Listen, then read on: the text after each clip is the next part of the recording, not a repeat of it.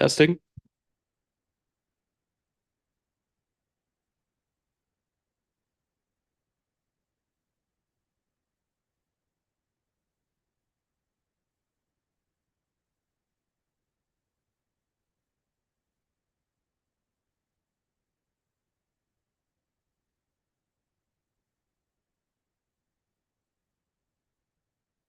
Today is Monday, May 20th, 2024. We are at the Green Ladle and we'll call the school committee meeting to order at 5:31 p.m. and we'll start with the Pledge of Allegiance.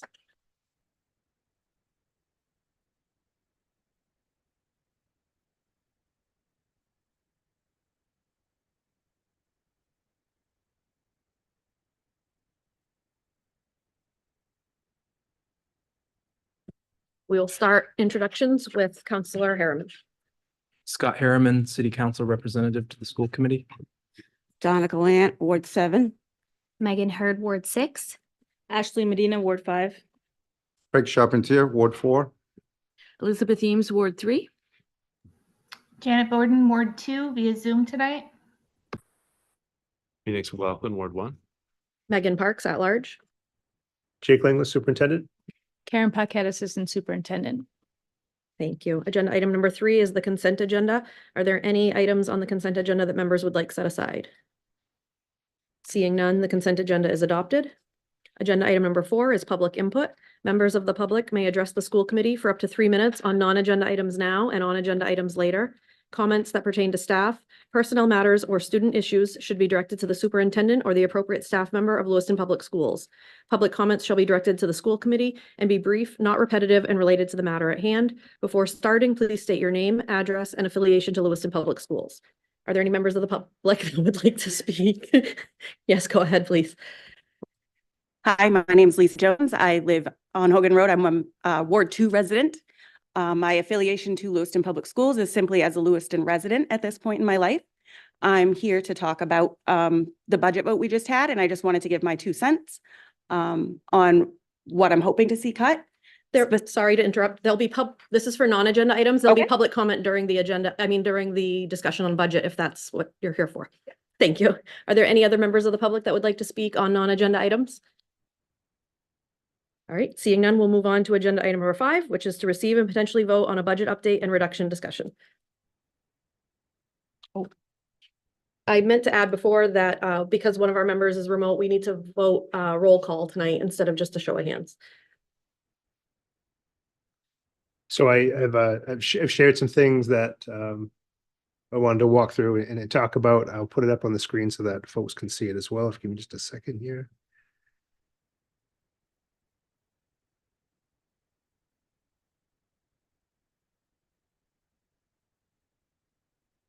So obviously the budget was not approved by voters. And so just want to walk through some pieces and share just some different thoughts with you all, at least to give us a starting point to talk about what will be next.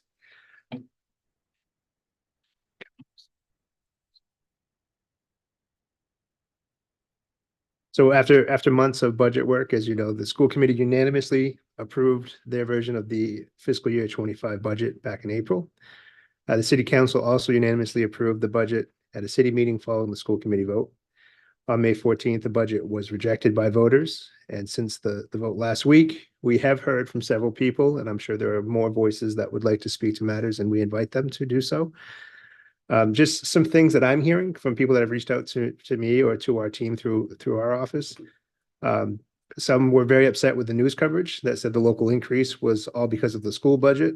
And we know this is inaccurate because there are city and county increases that have been approved. But the article spoke about the school budget vote, but included numbers that are beyond the school components of it. Some have shared that they don't understand the commitment to growing special education services at our schools, and we should leave things the way they are. I think we just wanted to make sure that we emphasize the efforts that we were putting forth to have better or more programming for high needs students is because of a $3 million overrun this year that's expected to increase next year.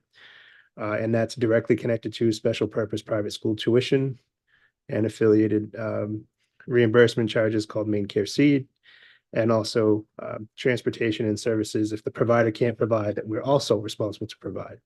And the reason I really want to emphasize this and do my best to answer any questions people may have about it is we are on the hook for those costs for those kids regardless. The hook to send them elsewhere is far more expensive than having them out. We believe we have some space that we can use, and we have a good team that's ready to ramp up to do that if we can afford to do so, which will deflect costs of sending students elsewhere. It costs us much less to have them here. Hundreds supported the budget, and while the turnout was low, it was a little under 4%, many did not. It's unclear if the June 11 date for the next vote will drive a better turnout due to the primary votes occurring at the same time, or if it won't. That June primary vote is not always well attended, but it may be, and that might provide us some more input. A larger voter turnout may point a more clear picture of what the community wants for our kids. As you know, there's 3 questions or a few different. We don't see what you see. Okay, thank you. You're welcome. As you know, the referendum question that is on the paper that we all go see is, do you approve the budget, yes or no? And is it too high, appropriate, or too low? And so it's hard to draw a lot of feedback out of that other than what I shared. Yes, no, too high, too low, appropriate. So our budget, as you know, consists of about 70% staff and the contractual increases that are embedded with union contracts that have been collectively bargained and other associated costs to that. For us this year is about a $6 million increase. Some other factors that we think are important to mention: the paid family medical leave has been adopted by the state of Maine, which requires organizations like us to contribute to the pool of funds for its enactment. We anticipate that the 6-month cost, because it's slated to start next January 1st and go the next 6 months, and for us, that's half of our fiscal year. We estimate that cost to actually be $382,000, but we anticipate about $100,000, and the rules are coming out, so we'll know more. But the other piece of that will be a deduction from people's paychecks because of the rules. So people will just see it in their checks. It won't all be drawn out of the budget itself, but a portion will. Minimum salary for teachers, ed techs, and school support staff has been established, and that's a percentage higher than the minimum wage. I don't have all the timelines in front of me at the moment, but these increases, they didn't have funding specifically tied to them that I'm aware of at this moment. So any additional costs, we've talked about this at length, but those additional costs are not something that we've negotiated, not something we've bargained, but we do in fact inherit them. Also, we've had as many people reach out to say we have to preserve the budget and or add to it, as we have had say the tax burden is too high and we can't do this. So it's really, at least for me, it's about split, with people that are saying, I really think we would support the budget, and other people saying we really need to find ways to reduce it. But both of those opinions are definitely out there. And I think that was the result of the vote itself. Some have also said that our schools are not getting better. I would disagree, and I think there's metrics we can share around that. But I couldn't have planned this, but this morning I had a series of emails from the Department of Education that said that 3 of our elementary schools have demonstrated enough continuous improvement to be exited from Tier 1 status, which is a whole state kind of grading model where they say this school needs to do more specific things, and it's kind of targeted based on different data sets they choose to use. And one of the excerpts was, we want to recognize Lewiston School's continuous improvement accomplishments and the ability to exit Tier 1 status. We hope you take some time to celebrate this accomplishment with your school community and continue to move along your school's continuous improvement journey in the future. And that was from the Department of Ed.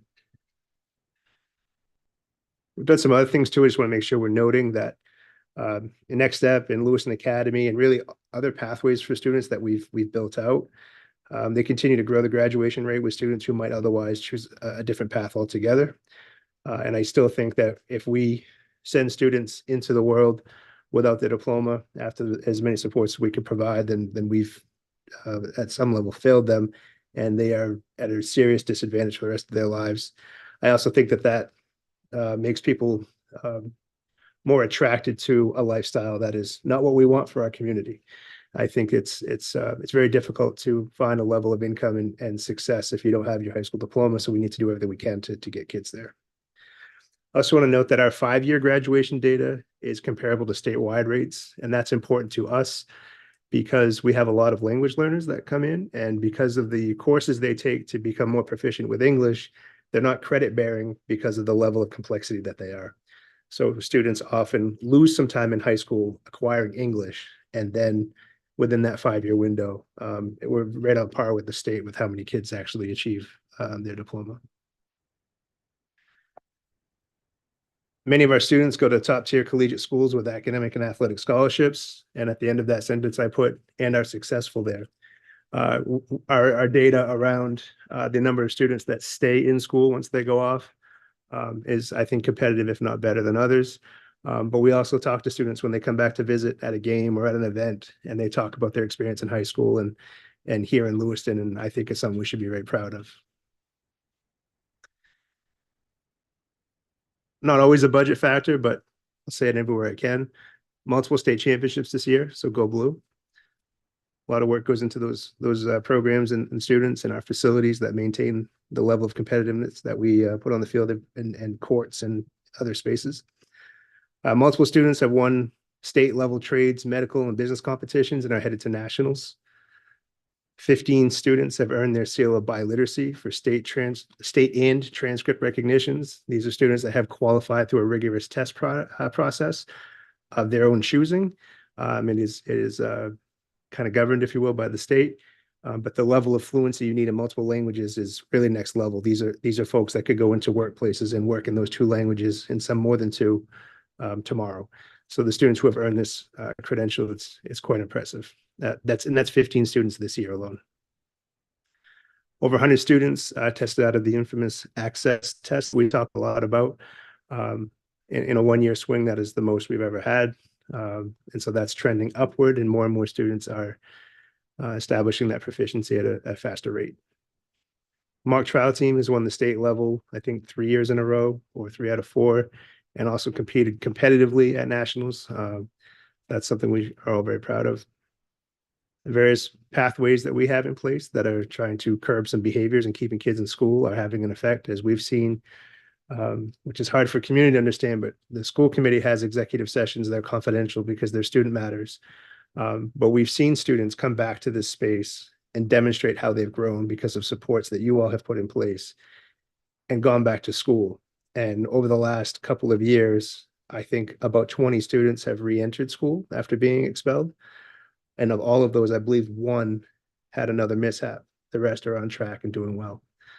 So we're happy with that progress, and it's a commitment we want to continue to make. I think kids feel loved every day, and they continue to grow their emotional skills so they can be successful in the future. So many more achievements to be proud of, to mention them all. And each one that crosses the stage at graduation, which is just around the corner, has Blue Devil pride. That goes a long way. The initial proposal for the referendum vote was not a small ask. I don't think anybody here is blind to that. I think we looked at the big picture and tried to have a multi-year approach. But we also hope that citizens, parents, and those who vote in Lewiston realize the multi-year approach to deflect future expenses through systemic investment is what we're trying to do here, especially with our high need students. There's essentially 2 lanes. You've heard me say this before, but I think there might be more people watching, but we have to pay for our students to get the services that are built into their IEP. We have to provide that. And right now, because we don't have the capacity internally, we pay for them to go to school elsewhere at an enormous cost. So what we'd like to do is invest locally, but those 2 lanes have to travel a little bit at the same time. We can't build and not tuition without some crossover, needing time to build up capacity so that we can start to pull kids out of those tuition models so that we can save funds or at least deflect them down the road. It will take an investment. We have a 3-year target around that work. So we're hopeful it can get supported. We know we have more work to do, and we're focused, and we'll do everything we can to get to what the community can agree on or provide for resources. Once we have whatever budget is afforded, then we'll maximize in every way we can. I also want to note that as we talk about our growing community, supporting our youth, growing economically as a city, et cetera, it begins with having a good school system. I really believe that fundamentally. And if it's resourced well, we can really continue to grow our community. And for what it's worth, I live here. Obviously, I work here, but I live here. I pay taxes. You know, my family's involved in the schools, obviously, but I'm proud to pay my tax bill in Lewiston.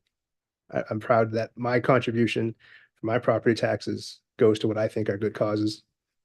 I also think that schools is the one area of the budget that I think is arguably the most heavily scrutinized, and one of the few places where, from a government or tax perspective, you can actually go look at what the tax dollars are doing specifically. I know there's a lot of factors considered in the efforts of getting a budget approved. And so I have some options, but I'm not trying to tie people into an option. I think it's important to have a discussion around what these options are. So the first one is reductions. And I think whenever a budget fails, especially if the fail is like a 2-to-1 ratio, essentially, although it was only 3.9% of the population, we have to be mindful that it says reduction, right? At least to me.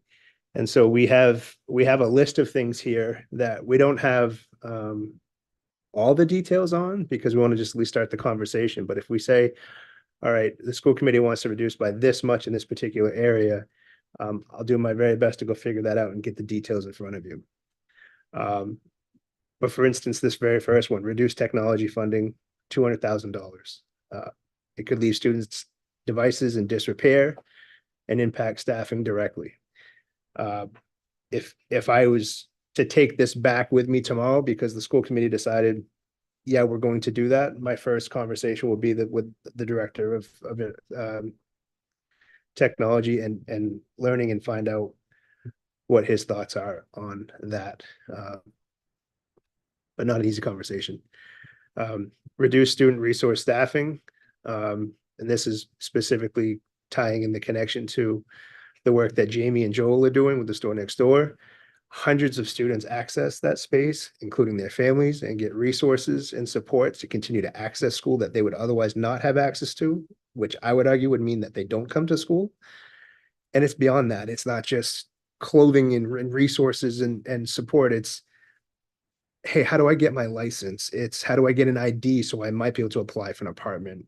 Facilitating other components of life that people don't have the understanding, the knowledge, the supports to do. This is that realm of I'll call it gray area of people just don't know what to do when their lives reach those spots, and they're helping people in those moments.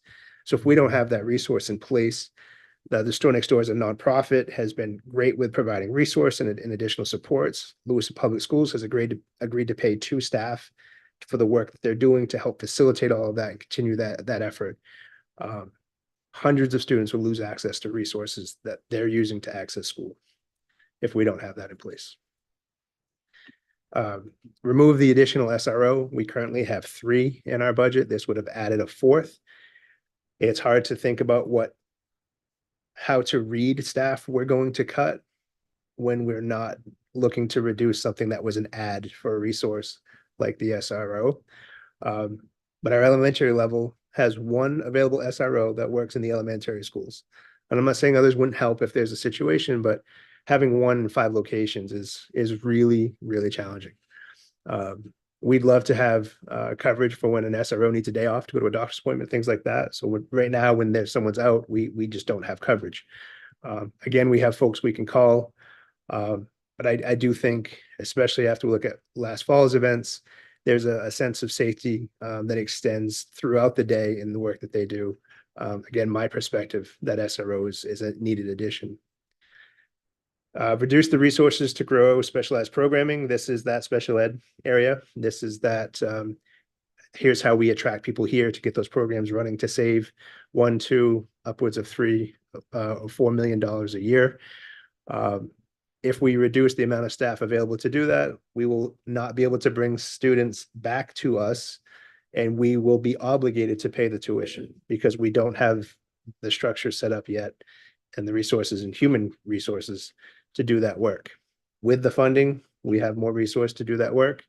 We might be able to save tuition, but we can't do one and not the other. Reduce the ESER. Remember, that's the COVID funding that was here for a while to help support a number of staff. I think we had as many as 50 or so COVID-related staff at one point in time.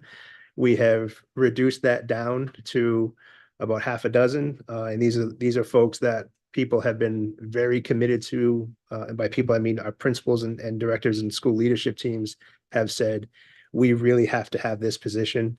I can say, for example, one of our schools, and until we have a budget, I want to be thoughtful what I say, but one of our schools really looked hard at enrollment numbers and looked for ways to reduce based on enrollment so that they could keep one of the ESER positions because of how much impact it was having in the school.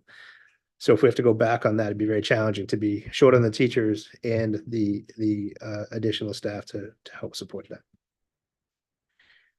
that. In that, we also have the tools and staff to help students who are struggling to read. There's a dean at the middle school. And I know this group knows that the frequency and level of severity as it relates to behavior at the middle school has been far reduced over the last 18 months or so. I think that's large in part due to this additional support that's doing a lot of good work. It's not perfect, but it's certainly gotten a lot better. We also have student resources, family liaison working at one of our elementary schools. That would also be impacted if we pursued this reduction. We could look at reducing additional educational staff on top of the 6 that are already pulled out of the original proposed budget.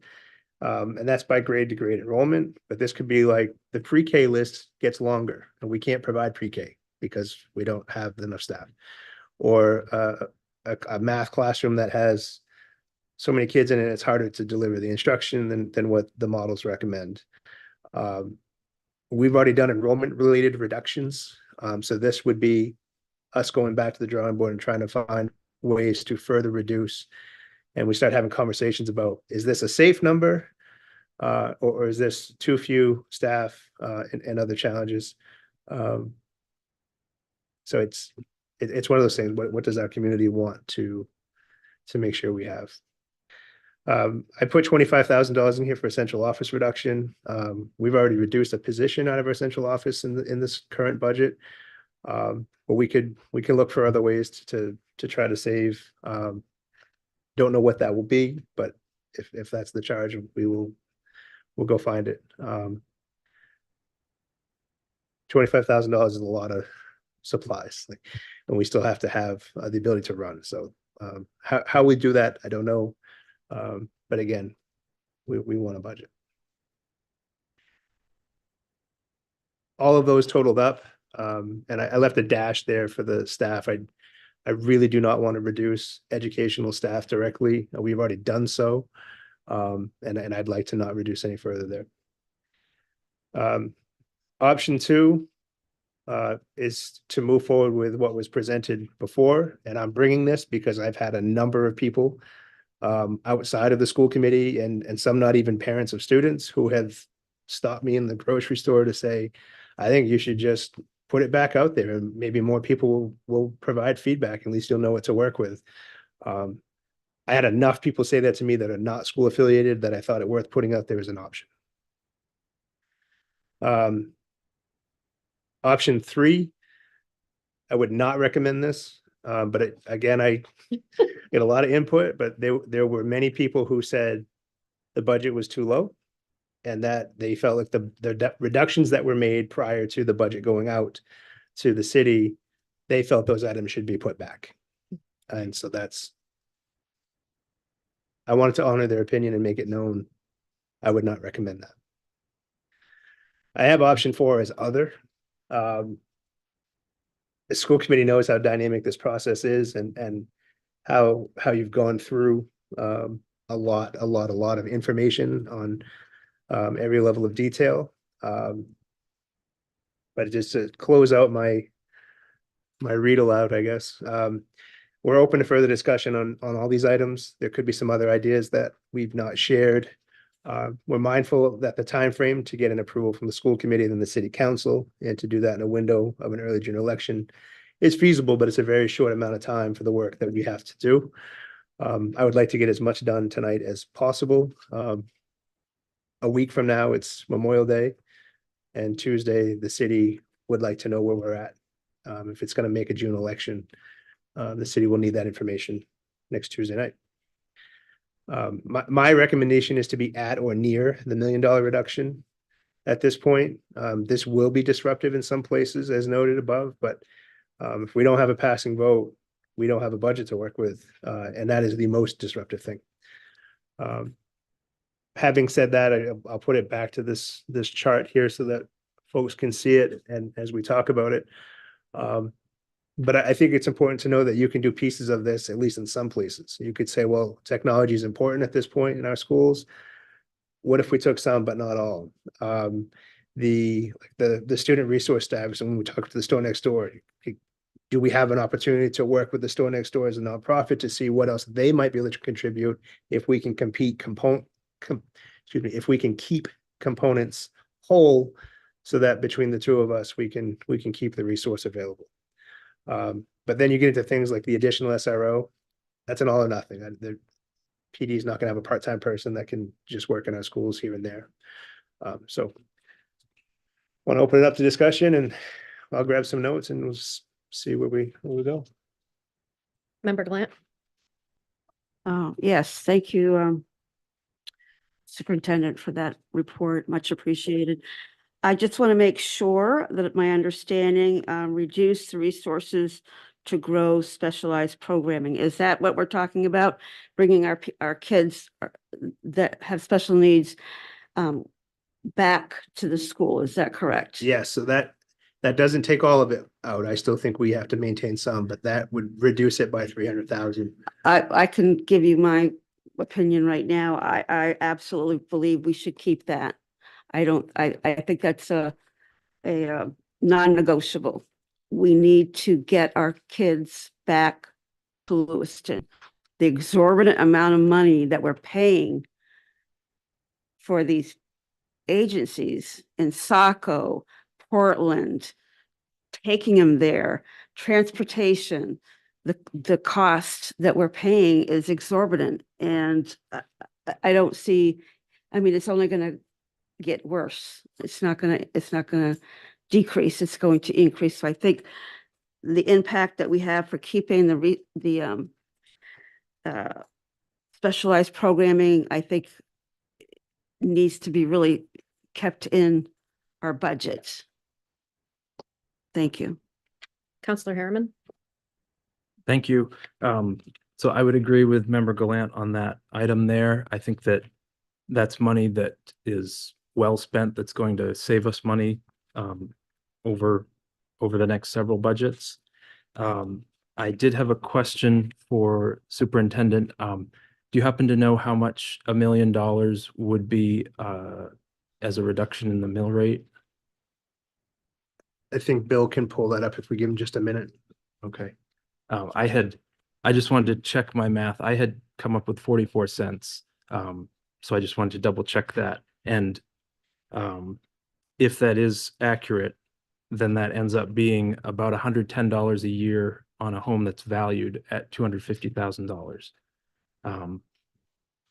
So, I mean, my personal opinion is I honestly would leave just about everything in there and just make a stronger case to the public as to what we're spending this money on and how it's going to end up saving us money in the future, both directly through some of these special education costs and also indirectly, like our school system is a piece of economic development, as you mentioned. It's also a piece of public safety. Kids who do better in school end up making better decisions as adults. So I would advocate for leaving it all in there. Thank you. Member Hurd? Thank you. So I'm just gonna say a few of my thoughts first and then kind of go from there. So I think we need to remember that LPS is a business and our business is to teach. And so our number one thing that we have to keep are our teachers because that's what they do. I think on top of that, Two, we have, I feel like because of what's going on in general with education and people aren't going to school to be teachers, they're not going to school to be educators. So unfortunately, at the local level, we're forced to figure out a way to staff our schools and keep educating our children. And I feel like some of that we're almost double paying. So we have some teachers who are on a conditional license or certification or whatnot, or in some way, shape, or form are teaching in our schools. But then we have these other support positions that have to support these teachers to help them teach. So you're really paying for two teachers to teach one thing, because you have teachers who maybe aren't confident or who haven't had the resources or haven't had the education to teach. And then we have to then supply them with someone else to help them teach. So you're then technically paying for two positions. So something has to happen. And I had a conversation with Jake the other day about, we need our local delegation to talk to the state, and we need to say, we can't keep doing this anymore. Like, you need to figure out something. And it actually kind of made me think of, I'm sure all of you have seen The Lorax, and it made me think of a quote in that movie that says, unless someone like you who cares a whole awful lot, nothing is going to change. It's not. And so unless the local, and I'm not just saying you, because I know you're very supportive and you're big in the superintendent and you talk to all of them, but unless the local levels step up and say, enough, we are not going to let you do this to us anymore. We're not going to let you cut our funding. We're not going to allow these conditional licenses. And then we have to figure this out, because then it becomes our problem. It becomes the local taxpayers' burden to figure out how to educate our students. And unfortunately, I feel like there's also a gross overstep. Our educators are having to raise our kids. Like, kids are coming to school and unfortunately they don't have home supports, or they don't have this, or they don't have that. And so our teachers are being asked to do crazy astronomical things that they were never asked to do before. And because of that, and because of what's going on in our schools, this is why we don't have a lot of teachers. This is why the high schools or the colleges aren't graduating a lot of teachers. And is it something at the college level? Are the people that they're graduating, do they not have the ability to be able to teach when they come out with their certification? I don't think that's the reason, but I don't know how to change it, but I feel like we have to do something. And if we continue to try and make it and figure it out on our own, the state's going to continue to let us do that, which is not, I mean, of course, they don't want to do the hard work. They're going to make us do it. And we have to say no at some point. So I don't know. I know we have some stuff in Title I, and there's some positions that fall in there. You know, do we look at saying like, okay, like, unless if it doesn't fall in Title I, then unfortunately we can't keep it anymore. Like, I don't know what the answer is. But just kind of going back to the chart that you had, I agree with member Glint and Harriman. I don't think we can afford to take away the 300,000, because that in the long run is what's going to save us money. And it's an investment. You think of it as an investment in your house, in your car, in your yard, in your whatever. Just, it's the same kind of thing. I don't feel particularly one way or another with the other things on this list, other than the SRO position, as I feel like safety is a huge thing. We had an admin sit here the other day and say, literally, just the presence of the SRO at the school makes a huge difference. It keeps us from having to call LPD for escalated situations. Students feel a little bit safer. It's not just an asset for our students, it's also an asset for our staff. Like, we've had staff come and talk to SROs about things that are going on and that they see at home, that they're dealing with, whatever. Like, it's just, if we're trying to build that relationship between our youth and LPD and people in that position, it's our duty to keep them there, to build that relationship. So I don't know what the answer is. I would love for a local delegation to come and sit in one of these meetings and be like, this is what we need from you. This is what we're asking you to do. This is what we need you to go say on our behalf. And I don't know if they would, or if they'd be interested in it. But I think that that's a conversation. I mean, if they can come to the top 10 luncheon, they can come to a school committee meeting. So I don't think that's hard to ask for them. I think that's all I have right now, but I might have more later. Thank you. Thank you. Other questions, comments? Just a quick note, Bill relayed over to Karen that the $1 million is you're pretty close there with 44 cents. It was 43.5 cents, so 44 cents. Thank you. Oh, Janet. Thank you. I was just trying to wait for everyone to be done talking that's in the room. So I have to say I 100% agree with Megan Hurd and the points that she made. I'm not thrilled about the list that Jake made. I was honest with him before the meeting started. I don't love this list. I certainly do not want to see the SRO that we added on get removed from this list. For the same reasons Member Hurd said. So I'm not gonna say a whole lot because I really think that Megan did a great job really saying exactly what I was thinking. So I'm just gonna sit back and continue to listen and just wanted to make that public that I agree with you, Megan. Thank you. Member Charpentier. Thank you. I'm just gonna say that I agree 100% with Megan Hurd and everything Member Hurd. I'm sorry. I agree with everything she says, and I just wanted to make public a third of everything she said. That's all. Thank you. Member Eames. Thanks. My first choice would be option 2, which is to say, we have done our best. We've narrowed it down. We've gotten rid of all the fluff. What's left is bone and flesh, and we cannot do this.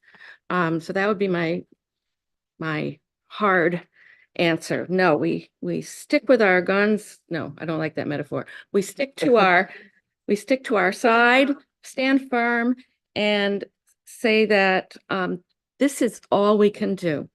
However, if we have to cut anything, I would say it's the SRO.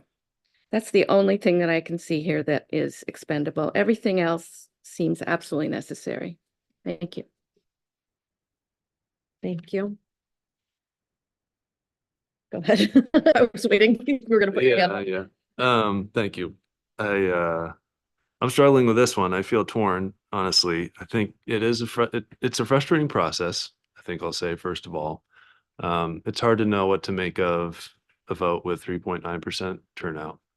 I think, if we had 100 people in a room and I asked a question and 4 people answered, I don't know if I would take that as the mandate to move forward with. But at the same time, it was the vote. And it was a big ask. And I think I definitely got the sense from a handful of folks I've talked to since then that, the information really wasn't out there. I talked to folks who forgot to vote. I talked to folks who didn't know there was a vote. And I talked to folks who didn't vote or voted a certain way because they couldn't find information on what they were actually voting on. I'm not 100% sure what to do with that fact either. So that's, I am feeling torn. I do want to make clear though, just, I know it's already been said a few times before, but the largest quote unquote discretionary piece that's changing here is the special education funding. But the reason for that, and why I say it's not really discretionary, is that we don't have the choice of saying, we make this investment in these local services, or we don't provide the services. And we just tell the parents of those students that too bad, your student doesn't get those services.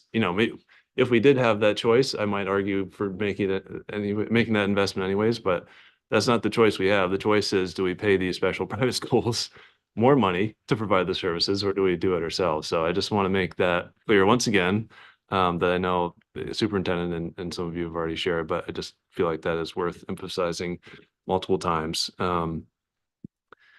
Because otherwise, that plus the contractual increases, we're left kind of with these bits and pieces relative to the overall increase, which is substantial. But it feels like that's kind of the position we're in now, is that to provide a quality school service, and to keep the level of quality that we have, we're a little bit stuck with this level of increase. And, I think there's plenty to say about the state funding model generally and the mandates at the state level, but tonight we don't get to change that.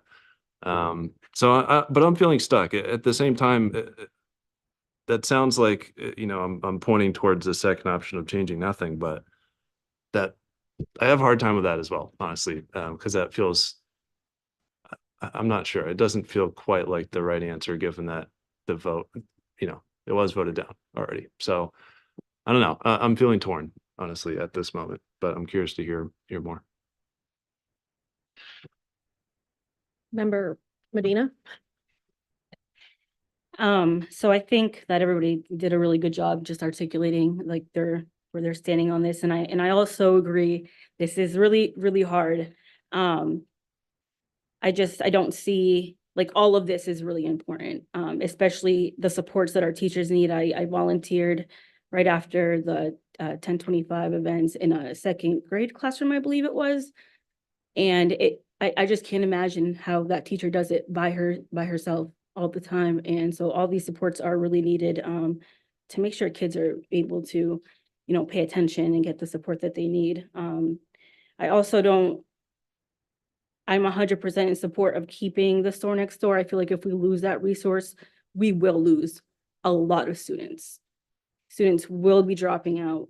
They will not be coming to school, and the relationships that students have with the store next door staff it's really it's special and important. And a lot of the times the kids stay in school because of that relationship and the supports.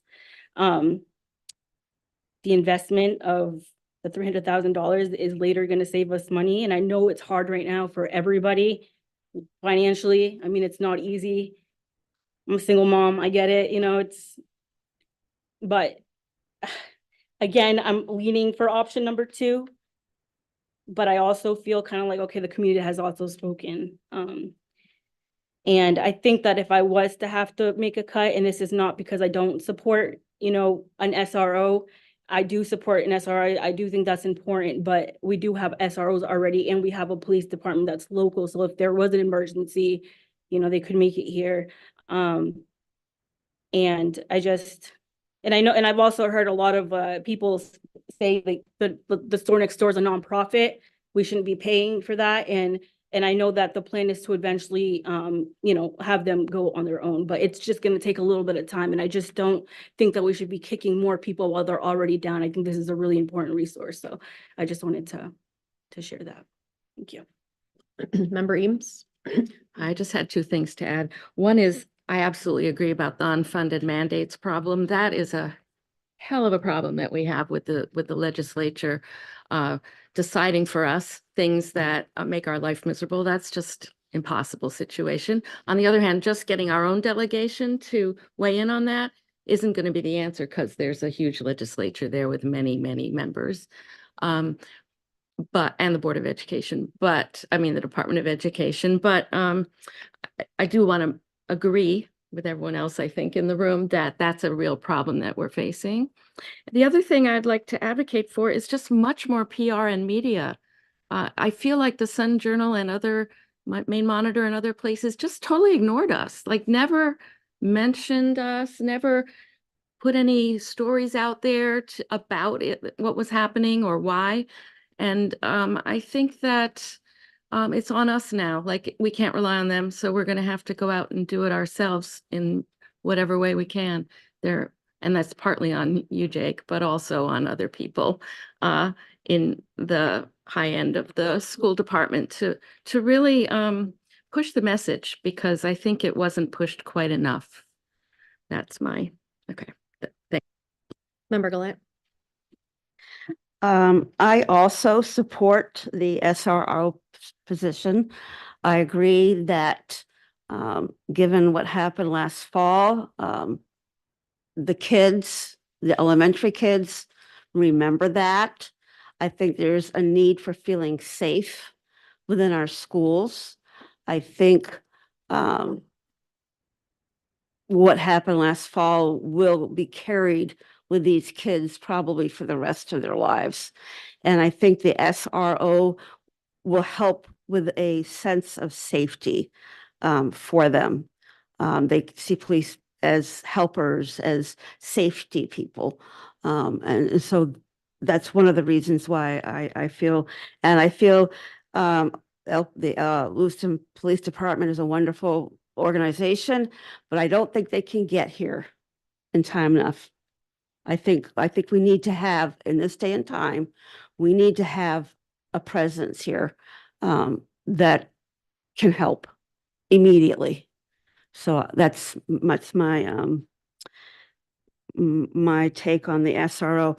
Also, this may not have anything to do with it, but I believe there's 1,700 staff members in the Lewiston School District.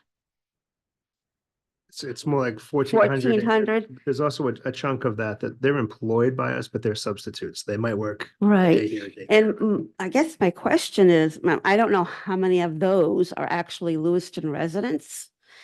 And so my charge would be to the staff at Lewiston schools and those that are particularly live in Lewiston area to vote. I don't know what happened. I don't know if the unions didn't understand what was going on. I don't know where the breakdown was, why we had such a very low count. So that's my understanding. Thank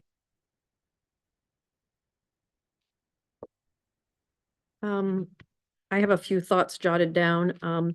One of the things missing from the lists of our accomplishments is that dozens of our unhoused students are graduating in a few weeks because of the support that they've received through the store next door, despite the overwhelming barriers that they face, not even having a home to go to at night. So the value of that program, the impact that has on our graduation rates, the impact that has on these kids' futures cannot be quantified in any way at all.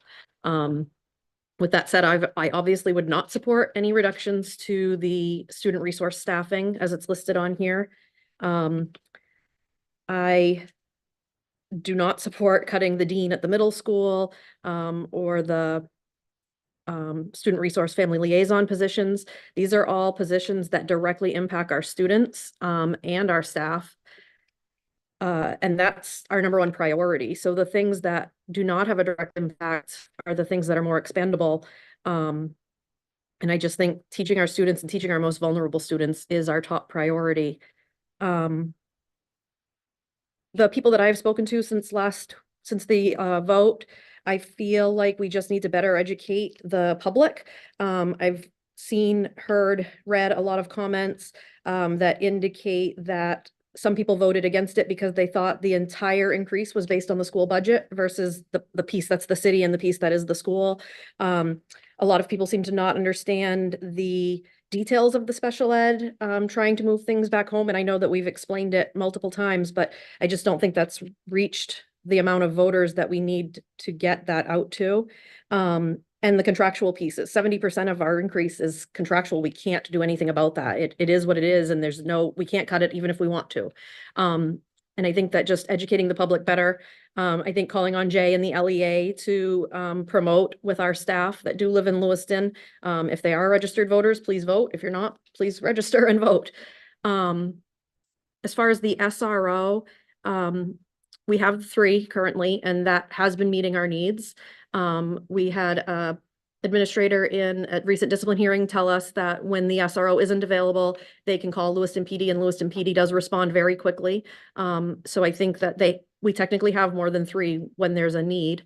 And I cannot find a way to justify keeping an SRO versus keeping a dean or teachers or the store next door, the programs that really keep a lot of our students in schools.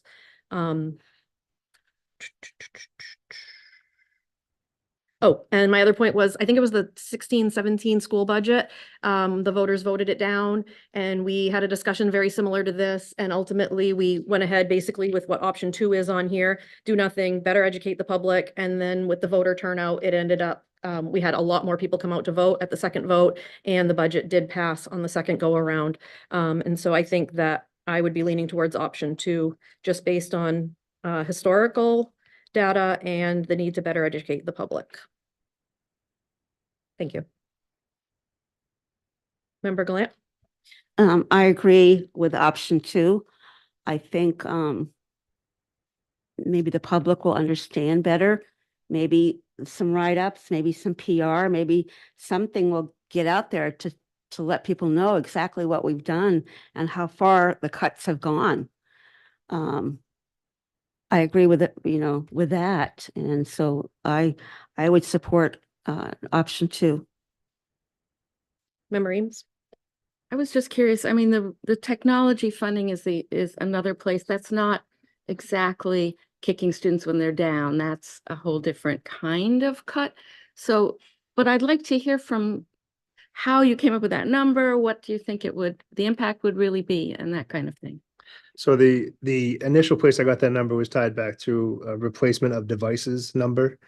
And so the slippery part of that is when you don't replace devices that are aged, they stop functioning properly. And so for better or worse, I'm not saying it's a unfunded mandate from the state per se, but all of the testing that we are required to do by the state are on devices now. And so when you don't have functioning devices, then you get dinged by the state for not doing the performance indicators, and there's another whole layer there. But the 200 came from, this could be more equipment. But I think, again, I don't want to speak for our director. He's very good at being efficient with resources. And I would want to sit with him to say, this is a number we're trying to get at. Thank you. And if it is true that it would be the more disadvantaged students who would suffer because their equipment is less on par, then I wouldn't be for changing that. You're absolutely right. Well, we have enough students that have barriers before them for learning anyway. So yes, that's where it would impact. It'd be students who didn't have access to the devices. And then while most kids have a cell phone today, we have a lot of kids that don't. So that they're not actively engaged in the technology in the ways that some of the other kids are. And I think that as we try to raise and educate our kids, that access to technology is a key part to learning and navigating the information out there. So, but so was all of these things. Member Hurd? Thank you. And this is probably like a Bill question, but what's the number that changes a penny on the mill rate? We've had that number before. It's just in my binder somewhere at home.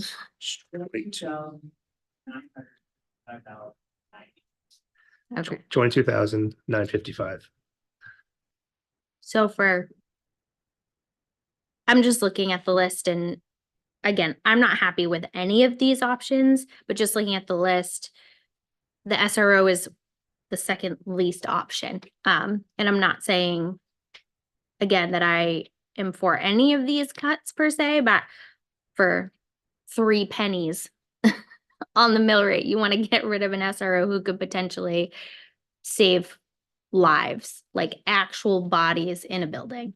And so that for me is tough. Again, I am not saying that one is more important than the other. I'm just saying that I feel like, I know we keep saying it's not a teacher position and it's not this and it's not that, but I feel like probably a year ago, I was one of those people that would have said that kind of stuff would never happen in my community.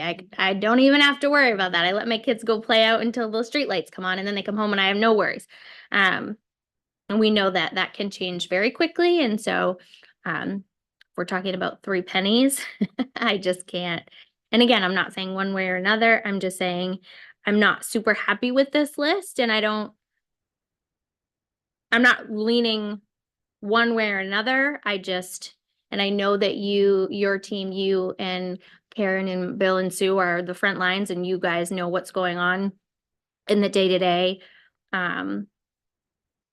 operations. But if school committee members had one feeling one way or another, would you be open? Like if this fails again, like if we decide option 2 to do nothing and it goes to voter turnout, and let's say it fails again, are you open to committee members or whoever to come to you and say like, hey, like I didn't like your list before. Would you consider this? Or what, I don't, you know what I mean? Because I know you guys are the day-to-day operations, but I feel like also too, as committee members, either some of us have kids in school, we're in the schools, we talk to people, maybe people are a little more candid with us than they are with you.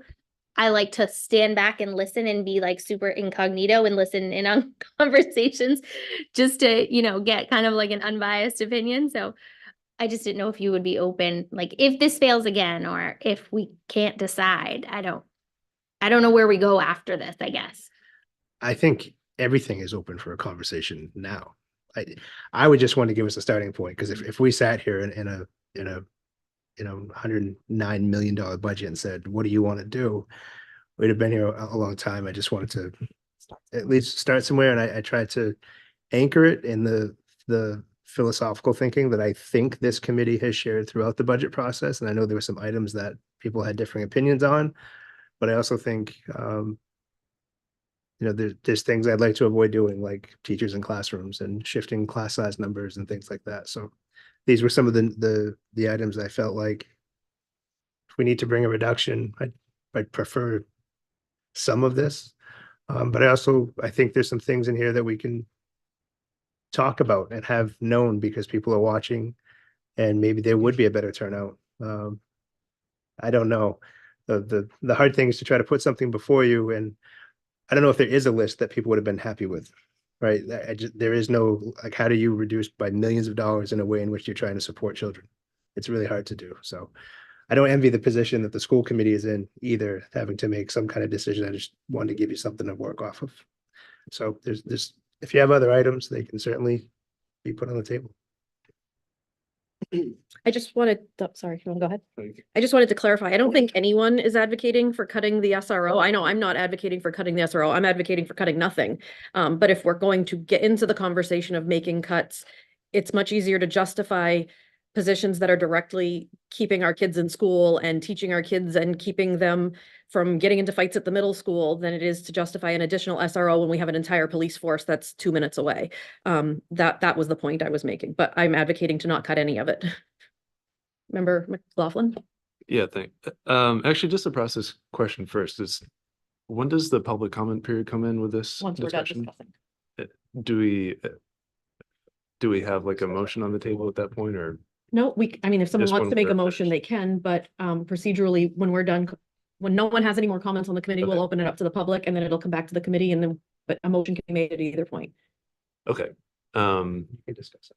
Yeah, we can discuss after there's a motion on the table. Okay, I think I'll just quickly add a comment in terms of what I'm leaning towards now, but I am curious, maybe there'll be some more ideas from the audience, but I'm kind of inclined to agree both actually with what Member Parks just said, but also what Member Hurd said, where if we were kind of getting into the cuts conversation, I think only the SRO wouldn't really make sense. That almost might feel a little insulting to taxpayers, actually, if we only cut $75,000 out of this multi-million increase, but doesn't seem like we're really at that point, which is kind of what's making me think. I mean, maybe the conversation just needs to be, with the public. It's like, look, we're going to try to, get more information out there.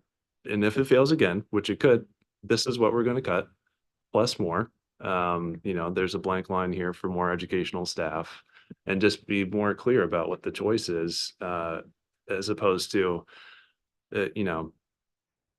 it's hard right now just with this sense of like, well, we worked through all of this and spent quite a lot of time on that.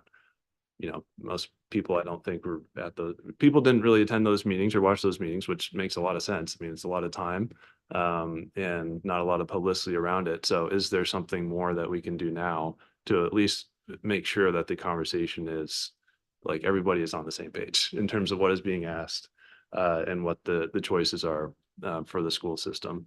But this in a way can make that more clear. It's just like, okay, if it does fail again, then this is what we're gonna take out. Plus, maybe I would make a request to the superintendent that, we do get more specific in terms of additional educational staff. That's currently just a dash here. So that's my thought at the moment. Member Hurd? Thank you. So just one more thought after Mr. McLaughlin was talking. Is $1 million too much? Like, do we go back and say like, okay, we're gonna reduce a little maybe from each of these things, so then the public says, okay, well, at least they went and looked back and said, hey, we're gonna take a little bit, but not like to this extreme, and I don't again, I don't know if that's the answer, but like Member McLaughlin said, it seems kind of silly to say we're going to do nothing after you just told us no. You know what I mean? And again, I understand some people didn't know. I just dropped my son off at baseball and his baseball coach was like, we had no idea. Like, tell us where you need us to vote. I'm like, okay, well, it will be at your regular poll location next time. But so maybe it is just education, but I'm just saying to show kind of like a good faith effort, kind of, you know, we're listening to you. The people that came and voted, we're gonna listen to you. We're not gonna just, it doesn't just fall on deaf ears. But that is a million too much. I don't know. The biggest challenge I had before me after the vote, obviously that it failed, was to try to put something before you that I felt like could be a reduction. And when you have 3.9% of people voting, I think Member McLaughlin gave a great example. If you had 100 people in a room and 4 people answered, is that the will of our community? And so I think that's the real hard part. But I don't know if more people will vote on the 11th, and I don't know if, you know, if that will make the difference. And I have seen a lot of districts do that. And at a minimum, maybe you can get more votes to try to guide you with, no, the no is even stronger. So we know we have this kind of work to do. I actually contemplated, should we be asking different kinds of questions as that follow-up? And I mean, I don't want to make it a survey, but are we asking the right questions? And I'd have to check with the city staff on what's a reasonable referendum question. But should we say, like, is it the special ed increase that you don't want, or, you know, those kinds of things that are all kind of the key focuses of the budget itself. Member Bowden? Thank you. I can't really see the room. Are there members of the public there who do want to speak? Because I'm really interested to hear what the public has to say, especially the voters. I want to know. Yes, we're going to go to public comment once all the school committee members are done speaking. Okay. Member Eaps? This is an informational question. Is this available to the public? I mean, if somebody who wanted to go through this, okay. Just see, this is a very big budget. We went through it all. You can too. Do you know where is it? It's posted on our website. Member Gallant? Yes, were we given a specific number to cut? No. No, so that's the blessing and the curse of this vote with such a small turnout is we have no indication. There's no feedback on how much is it too much? You know, did people vote no that thought it was too low? And that's mixed in with the yay and nay kind of, it could go either way. But I also think that I'd love a stronger turnout just to have clearer direction. This I feel like you've been given very little direction from a voter perspective. So we need to rock the vote like they did, you know, back when I was a kid. But Any other comments from committee members? All right, we will open it up for public comment. Hi, my name is Lisa Jones. I'm a Ward 2 resident.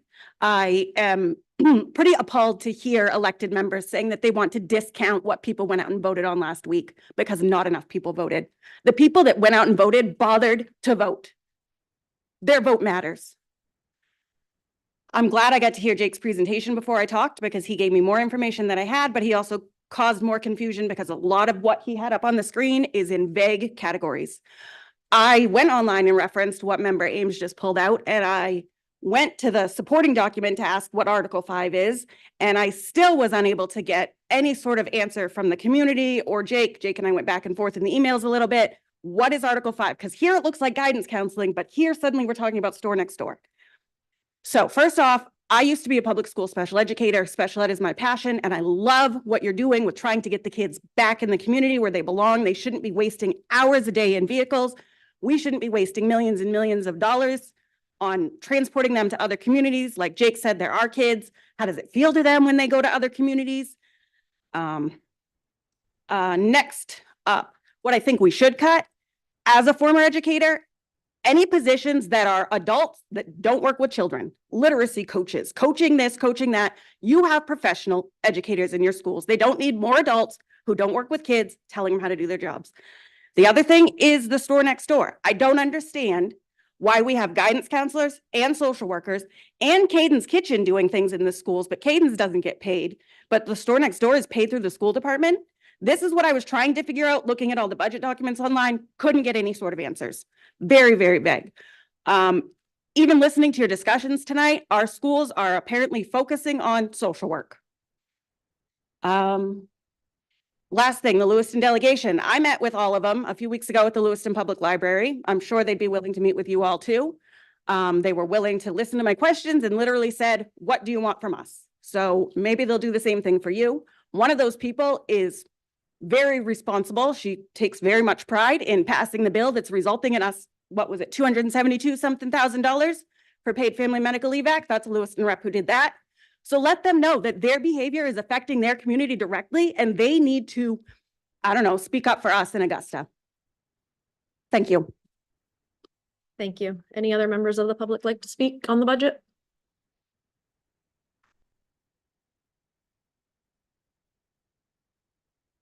My name is Mike Morrow. I live in Lewiston most of my life. And I remember, I don't know your names, it's the first school committee meeting I come to, and I can't read it. You with the light sweater. Me, Megan Parks. 2016, you're right, when the budget was voted down, all you did was cut $10,000. That's a slap in the face, as far as I'm concerned. Now, the numbers that you put up there, the different cuts on the different parts of the school system, I don't know how many they number. This is very simple. Take $10,000 each one, off each one. If there's 10, there's $1 million. I was not here to vote on the most recent school budget vote. I was on vacation, but I will be here in 2 weeks and I will vote no if nothing, option 2 is done. I'm also thinking of my 96-year-old mother who lives still at home and has financial obligations. That's about all I have to say. Take $10,000 each off each one. It's simple. You don't really cut much, but in the total, you do. Thank you for your time. Thank you. Any other members of the public would like to speak?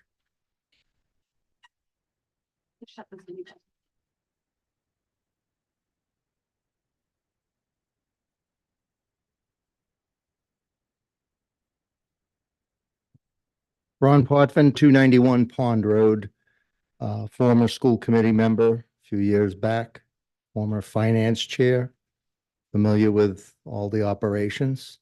I'm also chief operating officer of the store next door. I'm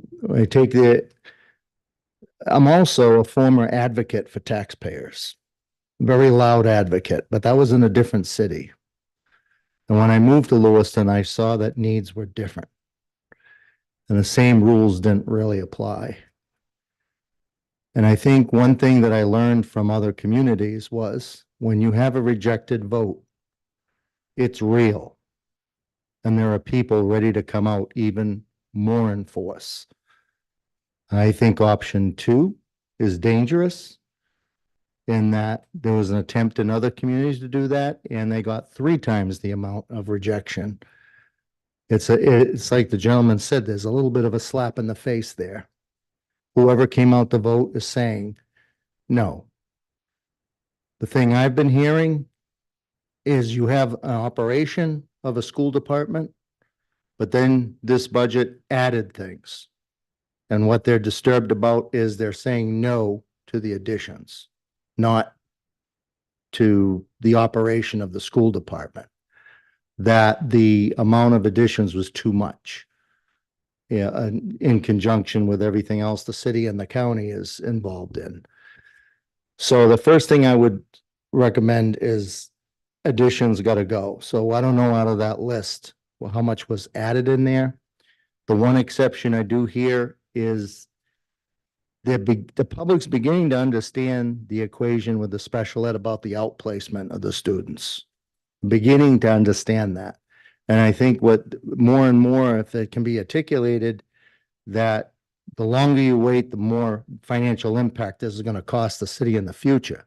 And this is actually an effort to reduce that future cost. So I would recommend not touching that needs to stay in place, that whatever money for the investment of the outplacement. And everything else that's added, including teachers, the public has said no. There's not a lot to have to figure that out. They're saying no to what you've added from last year's budget. Remember, last year's budget was approved. So there has to be some recognition of that. Now, for my touchy issue of the store next door, I want a clarification right off the bat for the public. The store next door does not receive anything from the school department. The store next door is an independent 501c3 that works collaboratively with the Longley Center, with the staff of the Lewiston School Department in assisting the homeless children. We operate as only a funding mechanism to provide the school department the finances to take care of these kids. So for us to be, doing our share, it blows my mind because we receive zero. These are your school department employees. This is, again, I was a former school committee that created the Longley Center. And it's all about the school department, about keeping these kids in the educational program. And guess what? We have a program that works. And it has been working and it has been improving. And again, what do we do as a government? What do we do as a community? We want things to work. We want things to improve. 5 years ago, when I sat here, our numbers for the homeless were horrible. We were losing almost all of them. And that has changed. So when you have a program that works, you keep that intact. So I would say the good effort to try to bring the kids back on the outplacement is definitely a priority.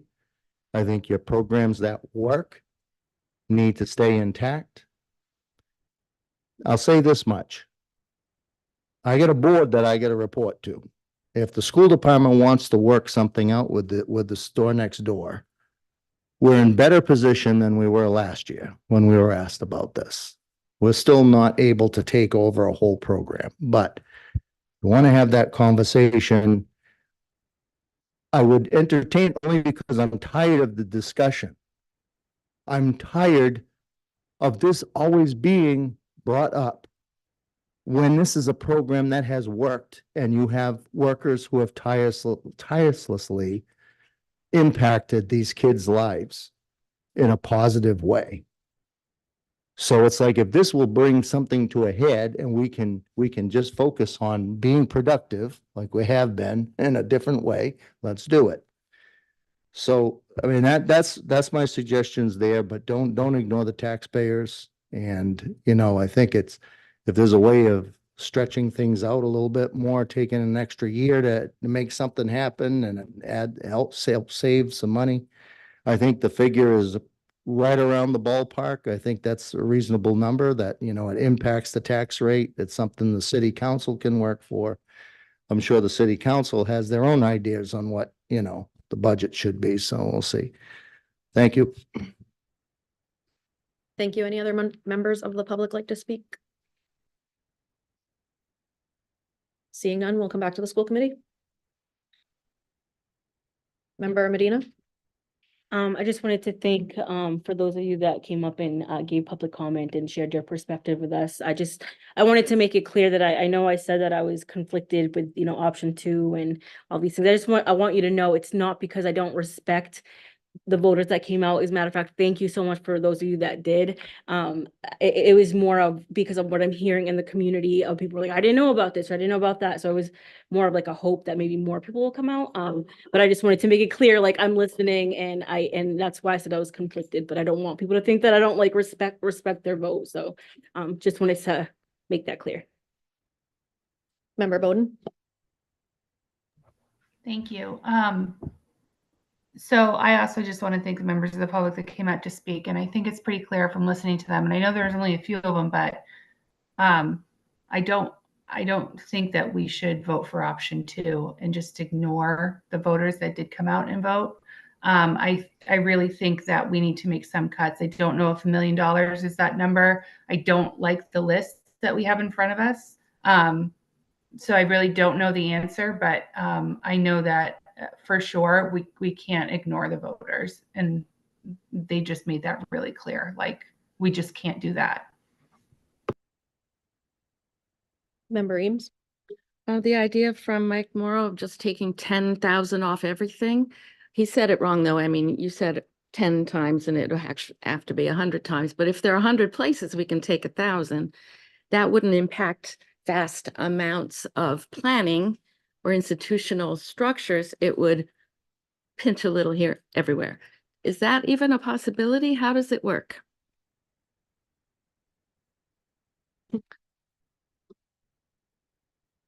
I think it could be feasible if the school committee could come to a number and said, and I don't really want this task, but it's my job and I'll do it if I have to. But if you came to a number and said, Jake, go back and work with the team and figure out where all this is going to come from. And it might be 1,000 here and 1,000 there and a, you know, some portions of some of these pieces, and try to do our best to keep whole the things that the committee has expressed passion in. You know, we can do that work. I wouldn't just blanket say we're going to take X amount from everywhere with the state coding and how the budgets are built on articles. But again, if we were given the task, we could go do that and be mindful of the things that you're passionate about and come back with what we think that is. You know, on Wednesday night or whatever night we can get the group together again before the weekend. Member McLaughlin? Thank you.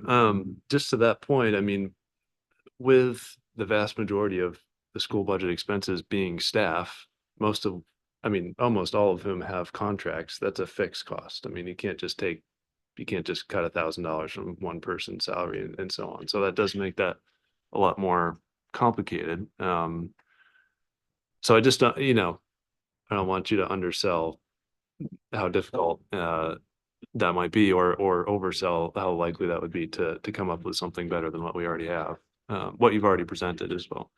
I do also want to make the note, because I think it's an interesting point that, you know, are there just additional positions that we're adding that we could just roll back? Because that would seem pretty reasonable.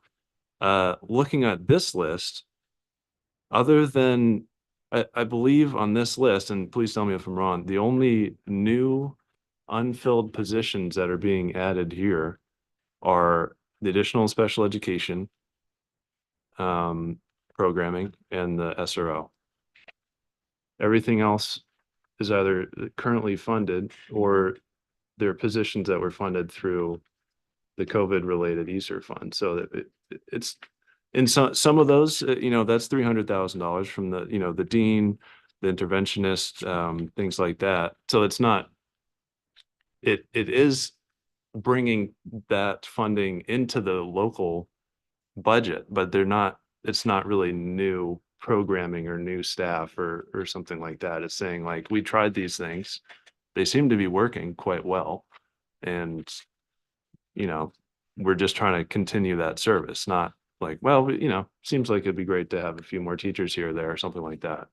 So that's why, you know, I wish that now I had the clear answer, but this is why I'm feeling stuck, because, you know, if we say like, okay, we're only going to do just a couple bits here and there, then is that, you know, is that more of a slap in the face than doing nothing? In a way, that's what I worry about, honestly, is like, does that seem like we're even less considering those who did turn out? I don't know. I mean, I'm still feeling a little bit torn. I think the options that seem best to me at the moment would be probably to take a couple things out of this list. I mean, the technology funding, the central office reduction. I don't know, maybe we could talk more about those ESSER positions, but that it wouldn't add up to that much. So that's what I'm feeling stuck on. Thank you. Member, Counselor Harriman? Thank you. So I had a similar question as Member McLaughlin about the additions to the budget, new positions. I know we cut at least one teacher position already. And so in our last budget, we also cut 61 positions, not all of which were filled, but There are 6 teacher positions reduced in this budget before the vote. Okay. 61 was last year, most of them vacant, but Mhm. we were able to move people. But yes, to Member McLaughlin's point, the positions that we're trying to retain from the ESSER funding, they are tried and have great support to remain. A couple of interventionists, the dean, things like that.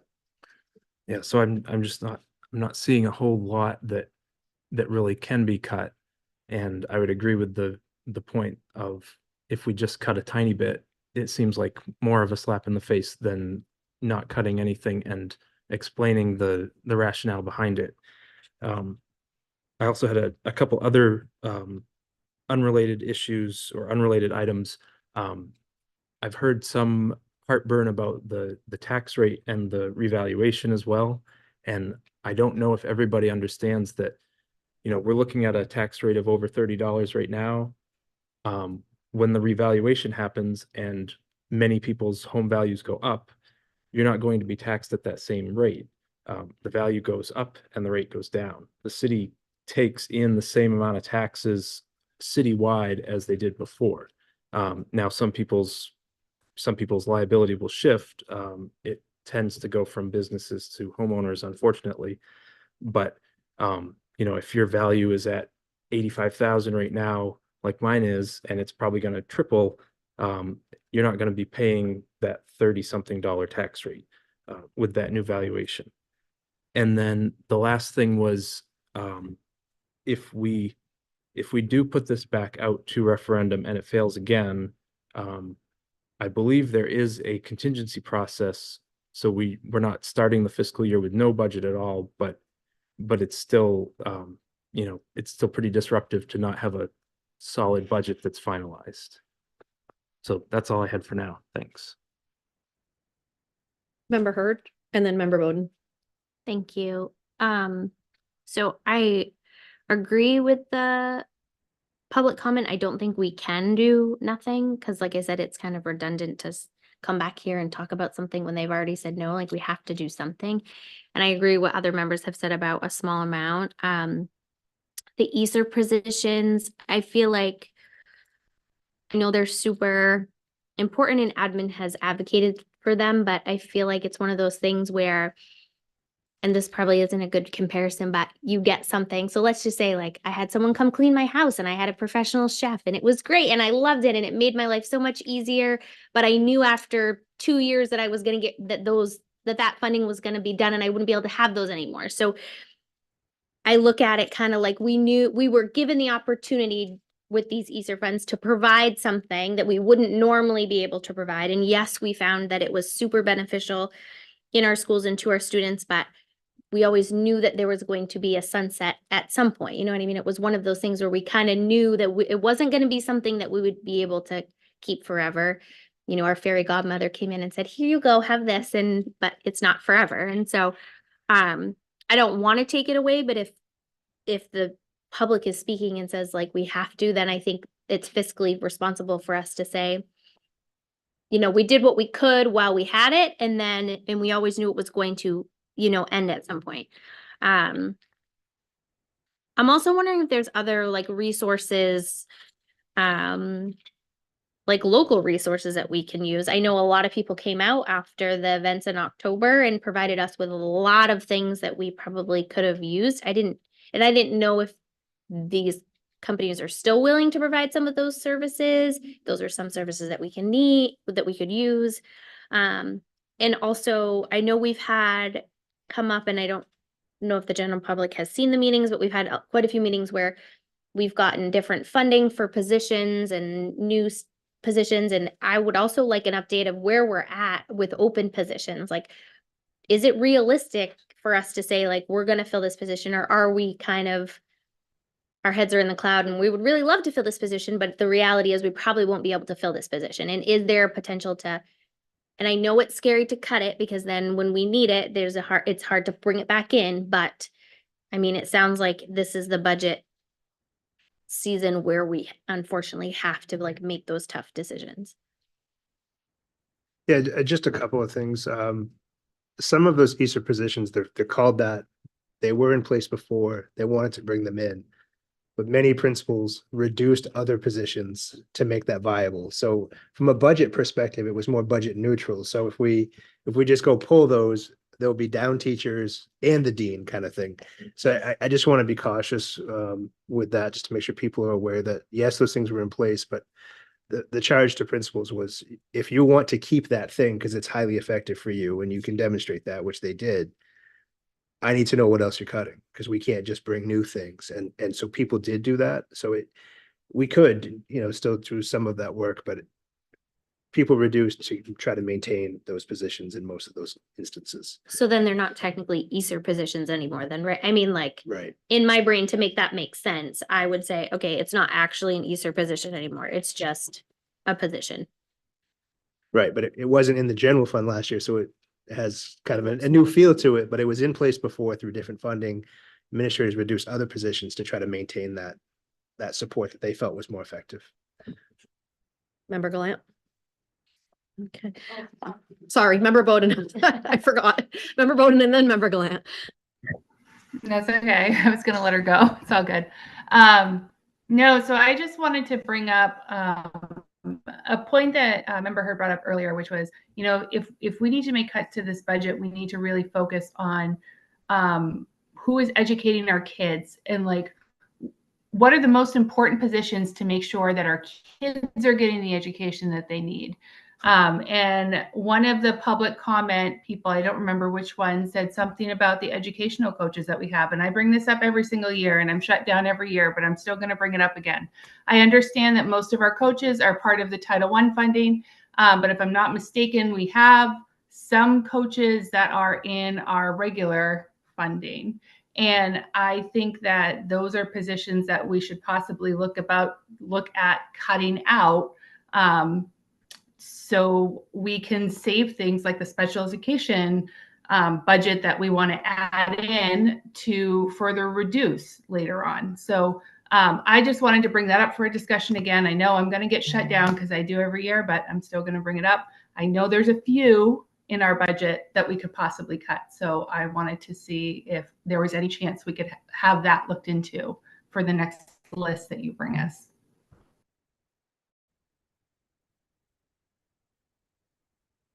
I didn't know if you were going to respond to that. Janet knows how I feel about this. Excuse me. Philosophically, the very best at anything. Tom Brady had a coach.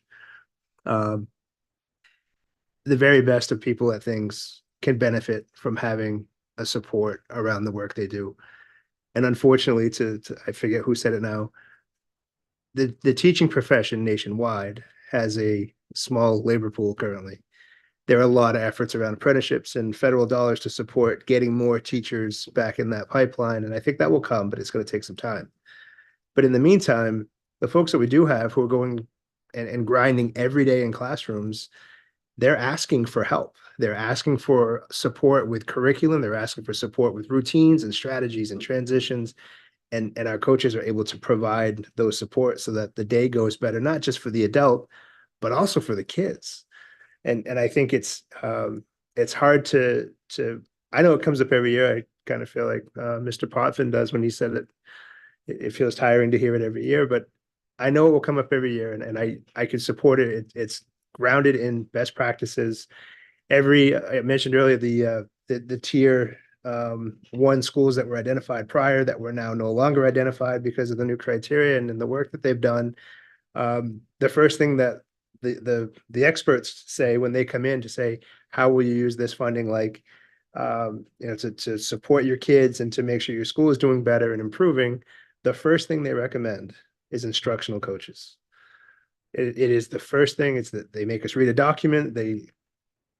If it happened tomorrow and it was the first meeting, I can tell you what they're going to recommend. We even had a conversation recently with the state with some work we're doing in the middle school because there may be some funding to support that. And one of the officials had shared that, I don't know if you have coaches in place, but we're really going to work strongly to recommend that. And I said, well, what else will you recommend? Because we do have coaches in place. And so we started talking about more dynamic ways to support kids. But again, all the experts will say instructional coaches are a way to improve things. And having 3 schools come off that list today, having students get better instruction, learn to read and progress the way that I'm seeing a shift in growth. is something that philosophically I believe in. I think it's beneficial to our schools, our teachers, and our students ultimately. And a coach can impact a ton of teachers that can then impact many more kids. So it's where I land. I know that we may not agree on that. And I've heard other things too, like you're taking your best teachers out of the classroom. Well, those adults made that career choice because they want to impact more people by impacting instructors that will impact more kids. Again, you get the vote, and it's not only what I say. I just philosophically, I do support coaches in that model. Member Bowden? Thanks. So I just wanted to say, I understand that. I know where you stand on it. And I know we employ a lot of coaches in our district. So my only point is, if we're looking to make some cuts and we're trimming and we're trying to get this budget down, we're not getting rid of all of the coaches. I'm just saying, I know we have some in our regular budget, and I just wonder, like, is that an option? Can we explore that? And how much money would that cut? And then we still have a bunch in the Title I funding. So I'm just trying to find ways where we're looking at students like that are directly impacted. That makes sense. Thank you. Member Gallant, sorry. I knew somebody else had raised their hand before. I agree with Member Bowden, at least with the non-Title I coaches. I think, if we have the money to employ the ones that we're getting funds for, that's great. But if we have those that are not funded that way, I think I would agree to that. That's kind of like a compromise.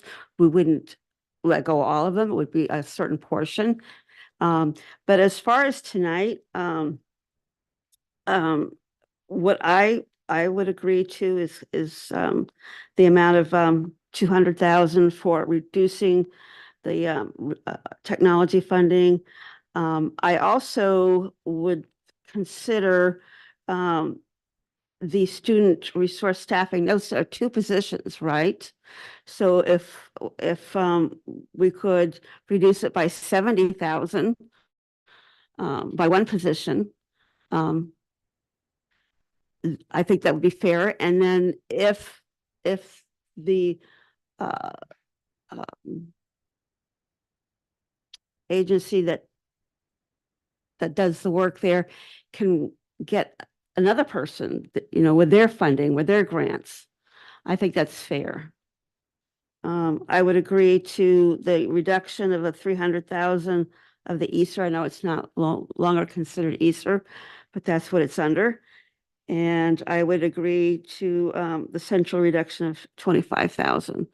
So if we're talking, at least on this page, those what I would agree to and recommend, along with the non-titled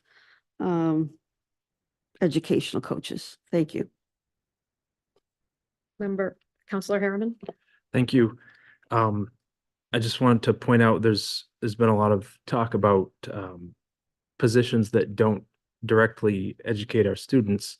And I just want to point out that school resource officers are about the farthest from education as any employees get. I don't want to cut any of these things here, but I don't really see the logic in cutting a position that works directly with our students in education and is currently a filled position in order to add an additional position that is also important, but doesn't educate our children. Thank you. Member McLaughlin? Well, I'll commend Member Gallant for being brave and being the first to actually itemize some things here. And I guess first, I actually do want to say that, our first vote, it was 9-0 in support. The city council also voted 7-0 in support. I think it would be excellent if we can get to a place now where we similarly find a 9-0 support, especially given that's going to be even more important, I think, for this next vote, if all 9 of us are out there, trying to drum up support, honestly, for the next vote. So I just wanted to make that point. I would say on a similar list, I think I could potentially support something that does reduce the technology funding. Does include the central office reduction. I would lean, I think potentially I would also support reducing the ESER positions except for the dean at the middle school. On top of that, combining a little bit with what the superintendent and member Eames mentioned earlier, if the superintendent is able to get the total reduction up to at least $500,000, including those items, because I don't think that quite gets there. I would, I'm at the current moment, I'm not sure I can support the reduction in student resource staffing, given how many students that seems to be keeping in school and graduating. If over the next few days or something, there's a way to renegotiate that agreement, then I think we should explore that. But at the current moment, we don't have that in place. So I wouldn't cut that just yet, but that's where I'm at this moment. So thank you. Thank you. I have questions. This current budget, as it went to voters, we had discussed putting money in a reserve. That's included in this budget? So that's separate of all of this in Okay. that it's a use of fund balance. So it's part of the process, but not part of these The numbers. dollar amount that goes to the taxpayers. Okay, and what was the dollar amount that we were putting in reserve and what does that leave in our fund balance? So we were requesting 3 for facilities, 3 million. And all in all encumbered, plus using over 4 million in this budget. I would not with certainty, but I would say we're still around 7 or 8, which I get concerned about because we're starting this budget with $4+ million, which gives you about 2 years. So as the budget becomes lean and there's no new fund balance, those numbers never get returned. And you end up with this massive cliff. So we're trying to avoid that by scaling back use of fund balance in the general fund budget wherever we can. Okay, I went back to previous documents from one of our previous meetings. We itemized publicly what the Article 5 included, which was originally the SEL equity position, the Montello Family Engagement Coordinator, the 2 positions at the store next door, which that's not a 50-50 split. One of those is an ed tech and one of those is the program who runs the program. So it's not just like cutting 70,000 wouldn't cut one person. And then the additional thing in Article 5 was a nurse that had been transferred over from ESSER funds, if I'm correct. And then we had ended up cutting everything except for the Montello Family Engagement Coordinator and the 2 store next door positions, I think is what finally went in the budget. But we had discussed some restructuring, and I know that somebody has now been hired for the McKinney-Vento liaison position. So I was wondering how that changed the budget. And then is that different than the family liaison that's listed here under ESSER funds? So yes, but like the dean, so that position was there. It was through ESSER, found it to be greatly beneficial, the liaison position at Montello. But we didn't enact great restructuring because we didn't have a budget yet. And now it's looking more and more challenging, but we did need the district person for McKinney-Vento because of the amount of work that wasn't being done. Right. So, yeah. So the And to 89,812 just- is still the same basically, or going to be roughly the same that it was originally on here? Yeah, it's roughly the same. Okay. There's some movement at times when you hire or move people because of their experience, and it just changes where they land on the scale and that kind of stuff. But usually that movement in the grand scheme is fluid enough to wash itself out because you hire a teacher that has lots of experience or one that has little, and the numbers play out. Other things in Article 5, it's really about student support. So it's a broad article. So there's lots of things, but if it's not direct instruction, and if it's not special education, and if it's not career and technical education, and it's not transportation facilities, those kinds of things, Article 5 is a bit of a catch-all because everybody else is supporting students in some way. So Great, good. I just doing numbers and I could be off, so I don't know if Bill or someone wants to check me when I say something completely ridiculous. If we cut the 200,000 for the technology funding, if we cut 100,000 off of the proposal to start bringing special ed back home, so we're still giving that the additional 200,000 above the full special ed budget. The central office staff, which I don't fully understand who that's cutting or what that's cutting. If that's just supplies, then, I mean, I know supplies matter, but if that's not a person, that makes me feel a little better about it. It may in fact be a person. We don't know. We have to go figure that out. Okay, But it may, I don't want to mislead people, that may be a person. okay, We have some things that are lighter role or part-time, so. all right. And then, reducing, not adding the additional SRO. I don't want to say cutting the SRO because we're not cutting it. This is an addition. Keeping the same SROs that we have. That would total $400,000 off of it. If we took reassigned 500,000 from the 3 million that we're putting in the reserve and instead put 2.5 million in the reserve, that would put us at a $900,000 reduction. That gets us almost to where we want to be. And that doesn't impact our students as greatly, and it provides the savings to the taxpayers. Are you saying use more fund balance to do the budget? I'm saying instead of putting a full 3 million in the reserve from the fund balance, put 2.5 in the reserve and use the other 500,000 to apply to the budget. So the reserve functions separately of the general fund, and I don't know if I articulated this that well, but when you have a reserve, it can only be used for that thing and it requires approvals. Using less in the reserve, if you put it into the budget or to create savings, that reserve number is not part of this overall budget. Right. I'm just saying you- leave 500,000 in the fund balance that you are going to be taken out and then move it from the fund balance to the budget. So that would be using more fund balance to fund the budget by 500,000. Right. Not like it would be a wash in general because you're only putting 2.5 in the reserve instead of putting the full 3 in the reserve and then moving that 0.5 over. Yeah. This is slippery in that the money to fund the budget is coming from reserve, which we're trying to fiscally get away from Right. where we can. And I understand we're in unique circumstances. It could be done. You could actually decide to use a little more fund balance. Because remember when we had the insurance savings, we pulled that off of reserve use. So you could, if you're feeling that dire, I would say still leave the funding for facilities as proposed. Again, my 2 cents, I don't get to vote. And go back up to the 5 million in fund balance use like we did last year. Bill, what's the difference between the two? 700 and something thousand dollars? So that's a reduction from use of fund balance, which I think is a smart fiscal step. If you wanted to not do that, you could reduce this budget by almost $700,000. I can go look at it.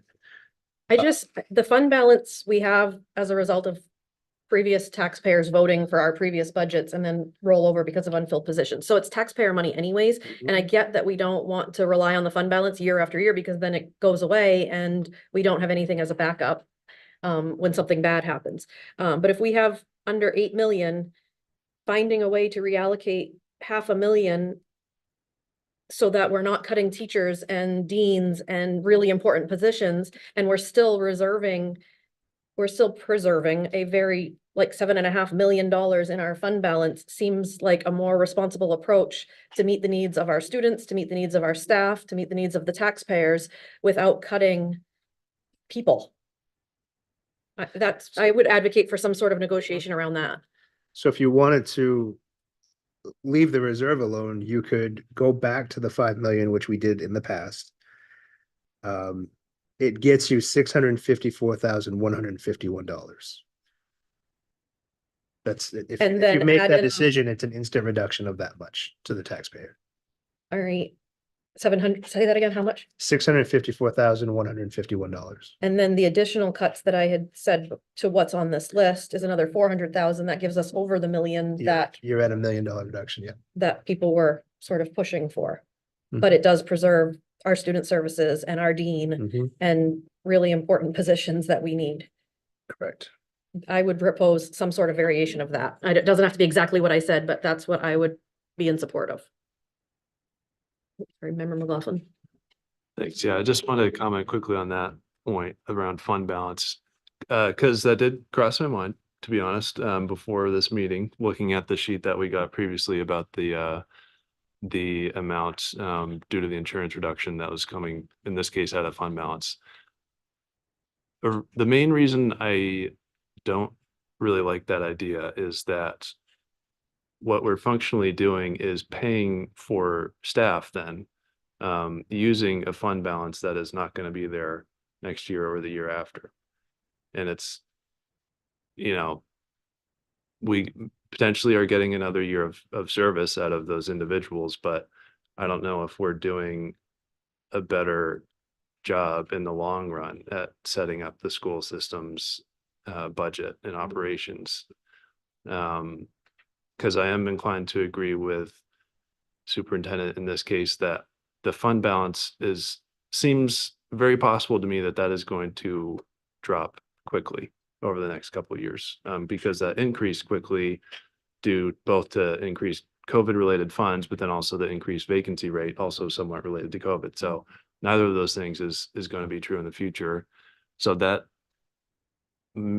I think that approach would make me uncomfortable. I think I would prefer to keep the fund balance the way it is and just make the case with whatever, reductions we can just come up with right now on its own. That's my feeling currently. Thank you. Member Heard? Thank you. So we had public comment that talked a little bit about the coaches, and then Member Bowden and Member Glant, and I talked a little bit about it at the beginning, about, adults teaching them how they should be teaching or supporting them in some way. And I would like to look at what that would look like, and potentially like what that reduction would look like. And I agree with Member Bowden. I don't think we should take away them all at all. I think our staff definitely need that, but I think,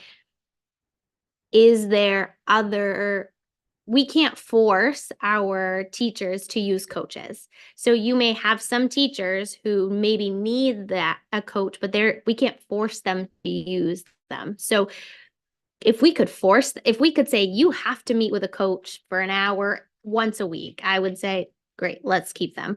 Let's keep them all, hire more. If we're forcing our educators to get the support that they need, then I would say, okay. But I also think too, it's kind of, you're interpreting it the way you want to when a professional comes in and says, you need coaches. Well, they also say you shouldn't eat red meat, or you shouldn't eat butter, or you can interpret those things from professionals or from whoever you want in multifacets of your life. So I think if we have some coaches in place, we're doing what they're telling us to do.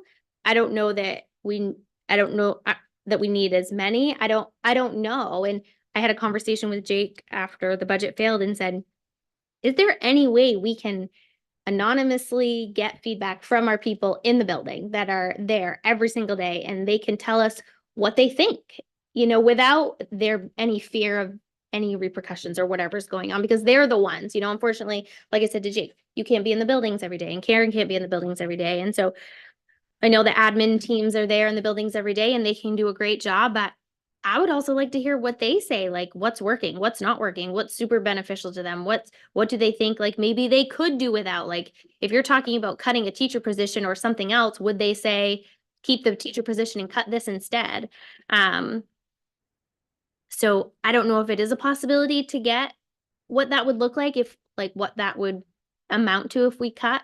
I don't know how many positions are outside Title I. I don't know. Is it a large number? Is it a small number? Is it going to make a difference? Is it not going to make a difference? But again, if we're talking about teaching our kids, I think, would we rather have a teacher or would we rather have a coach? I don't know, is it equal to say that? I don't know. Again, I'm not in the schools. I don't know how that works, but it sounds like it's a couple people have said it and mentioned it, and we've talked about it a little bit. So I don't know. So I can answer a couple of your questions. I want to remind you all, everybody, that our coaches are teachers. They are on the CPE contract, so they are in that same bargaining unit. All of our our literacy and math coaches at the elementary level are in Title I. So all of the elementary and the middle school literacy and math coaches are in our Title I budgets. In the local budget, we have we have 4 multilingual instructional coaches. We have 4 tech coaches. We have 2 instructional coaches at the high school, and we have 2 social emotional learning coaches. So because the high school does not receive Title I funds, all of their coaching support is in our local budget. Taking instructional coaches out of the local budget completely, and I know that's not what you're saying, would leave no instructional coaching support at the high school level. I would also point out that most of the professional development that happens in our district it is facilitated by our instructional coaches. So it's more than just a coach going into your classroom and supporting you. It's also providing the professional development that we would then potentially have to pay for other people to come in and do. So the numbers that I just read you that are in the local budget, if my math is correct, there are 12 coaches, 2 social emotional learning, 2 instructional coaches at the high school, meaning literacy and math, 4 multilingual, and 4 technology coaches. I have another clarifying question. I think I already asked it, but I may not have asked it the right way. On previous notes, I have the 89,812 for the Montello Family Engagement Coordinator, and then 93,574 for the McKinney-Vento Liaison. And essentially, those positions were somehow not combined, but doing different things now. So We shifted the position to have a few different responsibilities connected to supervisory components, but also what are the layers of work they do. So we folded in community engagement and family liaison tasks. So it's not just that one specific role, which we believe over time will save us some funds. but there's no recognized savings as of right now? No, Okay, the only savings right now is that liaison role is not filled due to a personnel change, and yeah, that's Okay. That's the only piece. Member Galant? We're coming up on 2 hours. Would it be possible to have a 5-minute break pretty soon? Yes, Thank you. Counselor Harriman had his hand up, so I'll call on him first, and then we can take a break. Just going back to the discussion about fund balance, I just wanted to add that it is a little bit dangerous to be taking that money out for operational costs. On the city budget side, we, as a rule, and I don't know exactly where this rule comes into play, but it seems like it's a smart one to me. As a rule, we don't use fund balance to fund the operating budget. When we use it, we only use it for capital expenses, one-time expenses. So it just, because if you start to use that, you end up running into that cliff that the superintendent mentioned. So just something to look out for.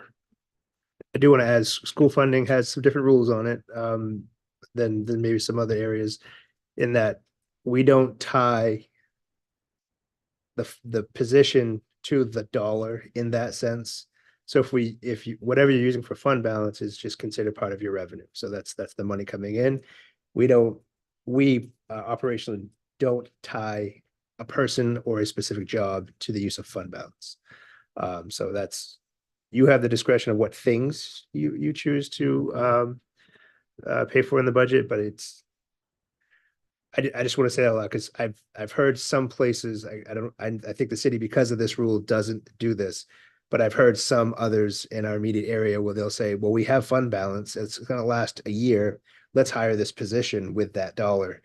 And it's specifically tied back to fund balance. And I think that's not good process. So we don't do that by rule, but I think it's because of city-like rules where we don't do certain things.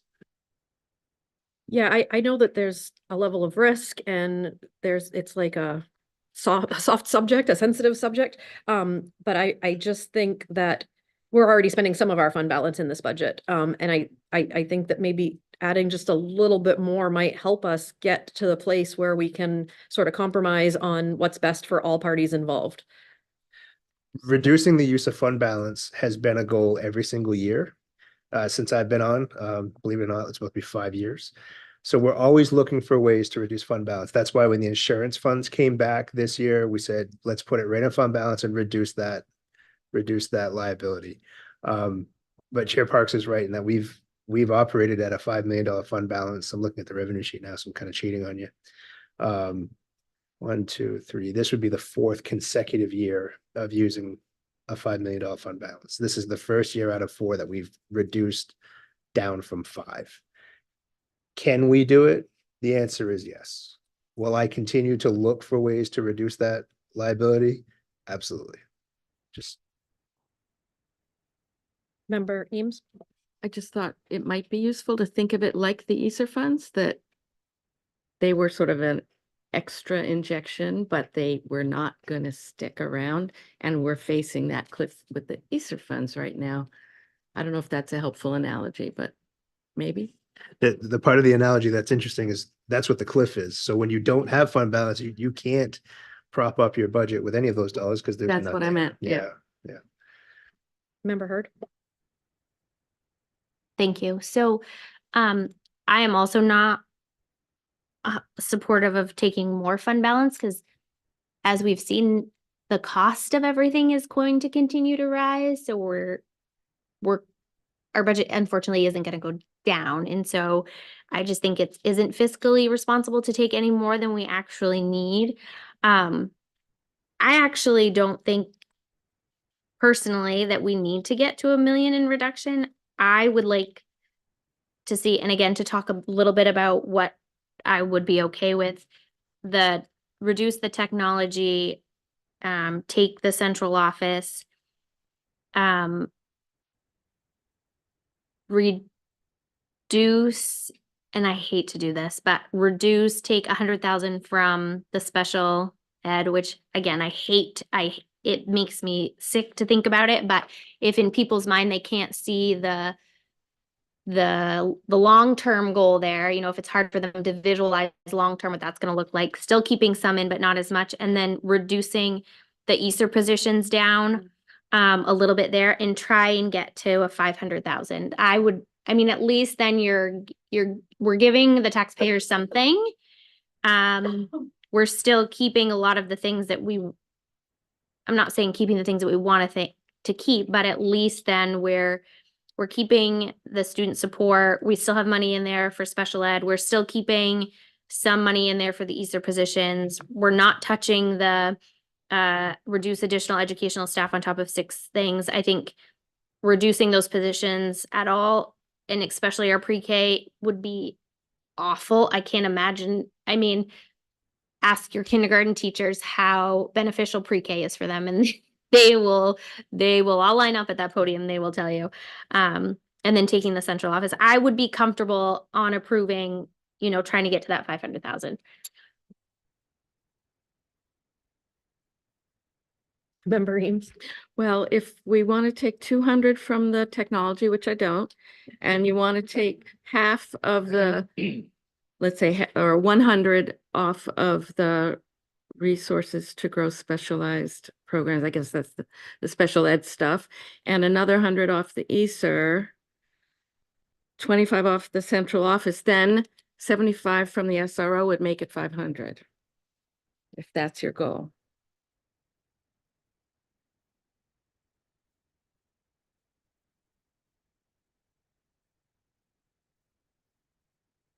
Any further discussion? Do we want to take a break, a quick bathroom break, and then resume the conversation? Okay, we will take a 10-minute break.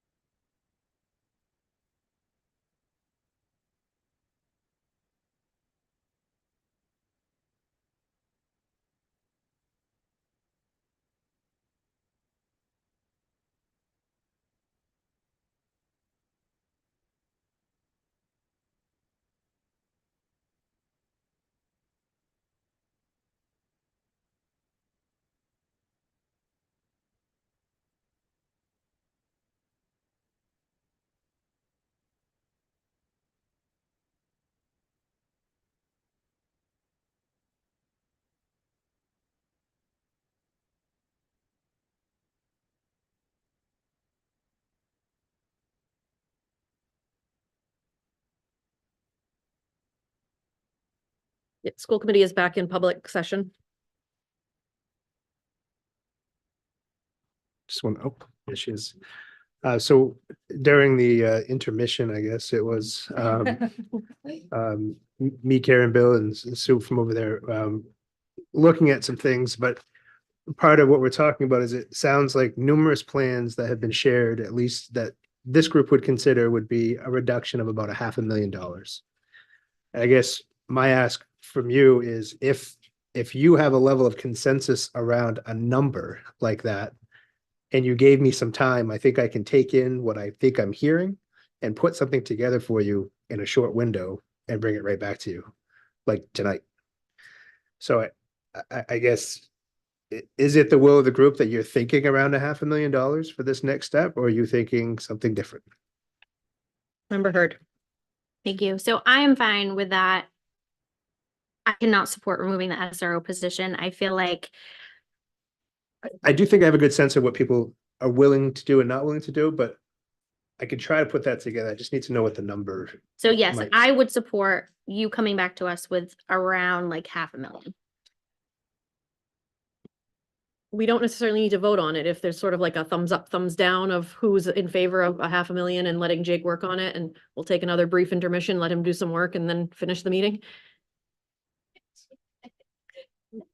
That would be the majority are in favor of a $500,000 and 2 are not in favor of $500,000. So Want to talk about it a little more?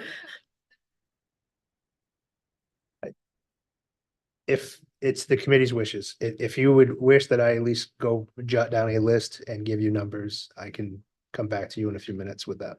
Would anybody like to discuss? Yeah, that's what he's saying. So if we take a brief intermission, Oh, yeah. he will work on something, find whatever he can find to total out a $500,000, bring it back to us, and then we would vote on it tonight. If people are in favor of that or no, or if you want to talk about it more, or does anyone have? Okay. Do you want to give any feedback, or are you just opposed to it as a whole, or? So I would opt for no reduction. I would just point out that a $500,000 reduction would be approximately 22 cents on the mill rate. So again, on a home that's valued at $250,000, that would be $55 a year in savings. And is it worth losing these potential positions for that amount of money? That's my only feedback. Thank you. Any further discussion, or are we going to take a break and let Jake work on some stuff? Okay, school committee is back on break.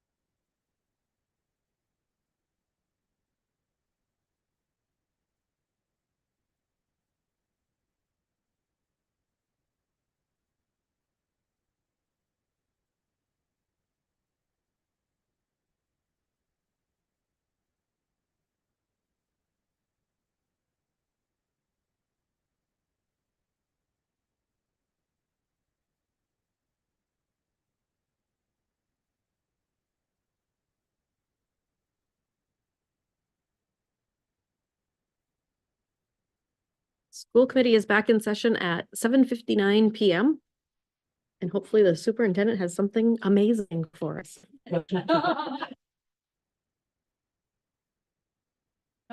It's a lot of pressure. I'm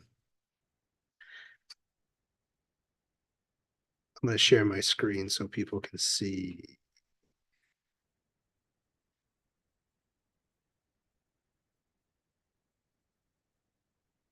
So try to ignore the things at the bottom here. I'm just trying to get us a table at least to be looking at.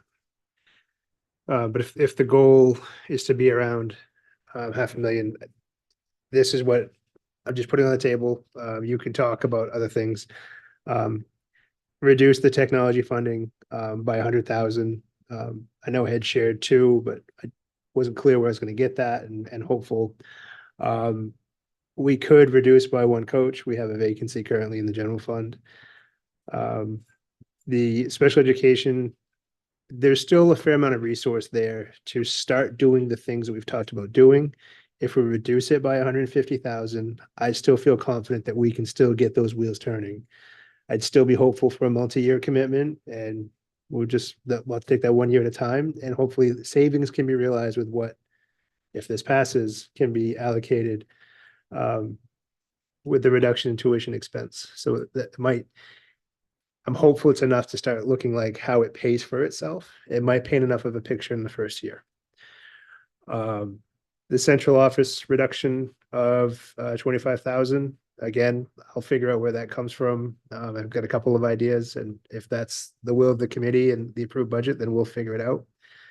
And also from a place of compromise to use $140,000 of fund balance. It still achieves some of our goal of reducing fund balance this year, but it uses some of it to close that gap for reduction. Don't love it, but I do think we can live with it. I think we did a good thing. If something like this is approved, to not just to go back to 5 million, but to look at using some of it. So, and just quick work, trying to take the input. It doesn't remove the SRO. It doesn't remove the student resources. It doesn't take out the dean. It doesn't take out the intervention pieces. It doesn't stop us from trying to roll out special education. So I think from a place of compromise, this is what we, not just me, we came up with quickly, open to discussion, and yeah. Member Hurd? Thank you. So I'm okay with this. I feel comfortable with this. I feel like it's a good faith effort to the taxpayers that we heard what they said and we're looking at what we can reduce. I'm hoping that I don't love the fund balance piece of it, but I'm hoping that maybe we can make great headway with special education this year and dumping that money in there. And then the taxpayers will see next year like, oh, this was actually worth it. This made sense. I see where they're going now. And we're able to reduce that fund balance a little bit more maybe next year. So I am in support of this. Counselor Harriman? Thank you. So Superintendent Langlis, you said that there is a vacancy in one of the coaching positions? Yes, currently in a multilingual Okay. coach position. Okay. Yeah, I guess I would be okay with that then if that is currently vacant. I wouldn't see the sense of, basically removing one person who's currently working here in order to be able to fund something like an SRO or any other new position that's new. So yeah, I would generally be okay with this. Member Medina? Just wanted to say thank you for, getting this done quickly, and I'm also okay with this. Member Eames? Yes, in the spirit of compromise, this seems like an acceptable compromise. Thank you. Member McLaughlin? Let's do it. She's so little on there right now. I didn't even see her. Member voted. I'm comfortable with that as well. I appreciate how quickly you just did that. I went down and warmed up some dinner and I haven't even eaten it all and you're already back. So thank you. I like it, and I'll vote in favor of this if someone makes a motion. Charpentier? Oh, yeah, I definitely agree with that. I don't think we're compromising too much in education, and I think I don't taking as much off as we can without actually like I said, compromising any type of education. We've already done a lot of that, and I just feel like any more reductions is really, I don't know. But I would agree with that reduction there. Member Galant? I agree as well, and I thank you, Jake, for doing that. I thank you for everybody that we're just trying to do the best for the taxpayers and for our students. So thank you. Member Hurd? Thank you. I'd like to make a motion to approve the reductions that Jake put forth in front of us, please. Second. Any further discussion? All in favor? Oh, sorry. No, we need to do a roll call. Counselor Harriman, Yes. Member Galant, Yes. Member Hurd, Yes. Member Medina, Yes. Member Charpentier, Yes. Member Eames, Yes. Member Bowden, Yes. Member McLaughlin. Yes. Yes, it passes unanimously. Yay. Agenda item number 6, to receive and potentially vote on the list of teacher contract renewals for the 24-25 school year. So I'll be quick with this one. We work through every year our evaluation system and our notifications for probationary teachers, and this is just the list that comes before you. So these are all folks that you've approved their nomination in the past, so this is for them to come back next year. Is there any further discussion or a motion? Member Hurd? I would like to make a motion to approve the nomination for Teacher contract renewals. that. Seconded by Member Galant. Any further discussion? All in favor? Oh, that's such a habit. Counselor Harriman, Yes. Member Galant, Yes. Member Hurd, Yes. Member Medina, Yes. Member Charpentier, Yes. Member Eames, Yes. Member McLaughlin. Oh, sorry, Member Bowden. She said yes. Member McLaughlin. Yes. Yes, that is also unanimous. Agenda item 7, to reallocate and potentially vote on LCIP funds for facility use. Does Janet have a copy of this too? Okay. Yes, I shared a copy with Member Bowden electronically. So we've done this a number of times, but this has a different feel, so I wanted to make sure that we're talking about it effectively. One of the things that we continue to try to do is go to old capital improvement funds and try to get them cleaned up. And remember that LCIP approvals have very specific parameters of what you can use them for, what you can't. So I just want to get out front of people, because we just talked heavy about budget, that you can't use these dollars to do those things. And so because they function separately, and as you know, we've had some conversations about space concerns.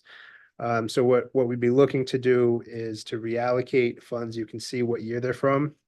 There's a $4,084 from bond ID 716, which was connected to other projects that have been completed, and because it's a bonded item, as they sit, they actually gain a little bit of interest. Right now, not so much, but a few years back, they actually did quite well. So when you do the math on what's actually left, it's that $4,000 number. From another project from 2016, there's interest earned on completed projects, and again, need to close the financially. That's that smaller amount again, $4,443. Then we start to get into some other items. As you know, we did some reallocation efforts and around the Dingley roof project. That's all been closed out, but connected to that 2018 project, there's $56,649. It's a combination of unused funds and interest. And again, we're looking to close that out because that roof project is going to be completed. And then the bigger number is tied back to a 2019 project, and this is a combination of bond premium and interest earned. And so those funds are obviously a much a bigger number connected to the expansion and pieces of that. For much of that is interest, because when we took out the bond for that project, the markets were amazing and they had that good run. So we actually had some interest there. So overall, the total request would be to use these funds for acquisition and improvements and again, moving closer to closing out these funding projects, old finance projects. And the reallocation would be $1.10888 to again, look at property acquisition and improvements if there's enough funds. As we look at how we're going to continue to provide the supports for folks in our spaces, limitation and expansion. Member Hurd? Thank you. Is this going to go into that, like the reserve that we've already created for, no? So this would be separate of the reserve. It actually creates, they move the money within the LCIP accounts to consolidate them and with your approval, and I also need to take this to the city for their approval, and then those funds would be appropriate for use for those purposes. Yes. Follow-up question. So this is not to be used for pre-budgeted items, correct? These are things that we've not already budgeted for. Correct. Any further questions? Is there a motion? Member McLaughlin? Yeah, I'll move that we reallocate these LCIP funds for facilities use. I'll second that. Any further discussion? Counselor Harriman? Yes. Ward 7? Yes. Ward 6? Yes. Ward 5? Yes. Ward 4? Yes. Ward 3? Yes. Ward 2? Yes. Ward 1? Yes. Yes, it is unanimous. Yes, that's easier than calling names. Agenda item number 8 is report from the chair, and I have nothing to report. Number 9 is the superintendent.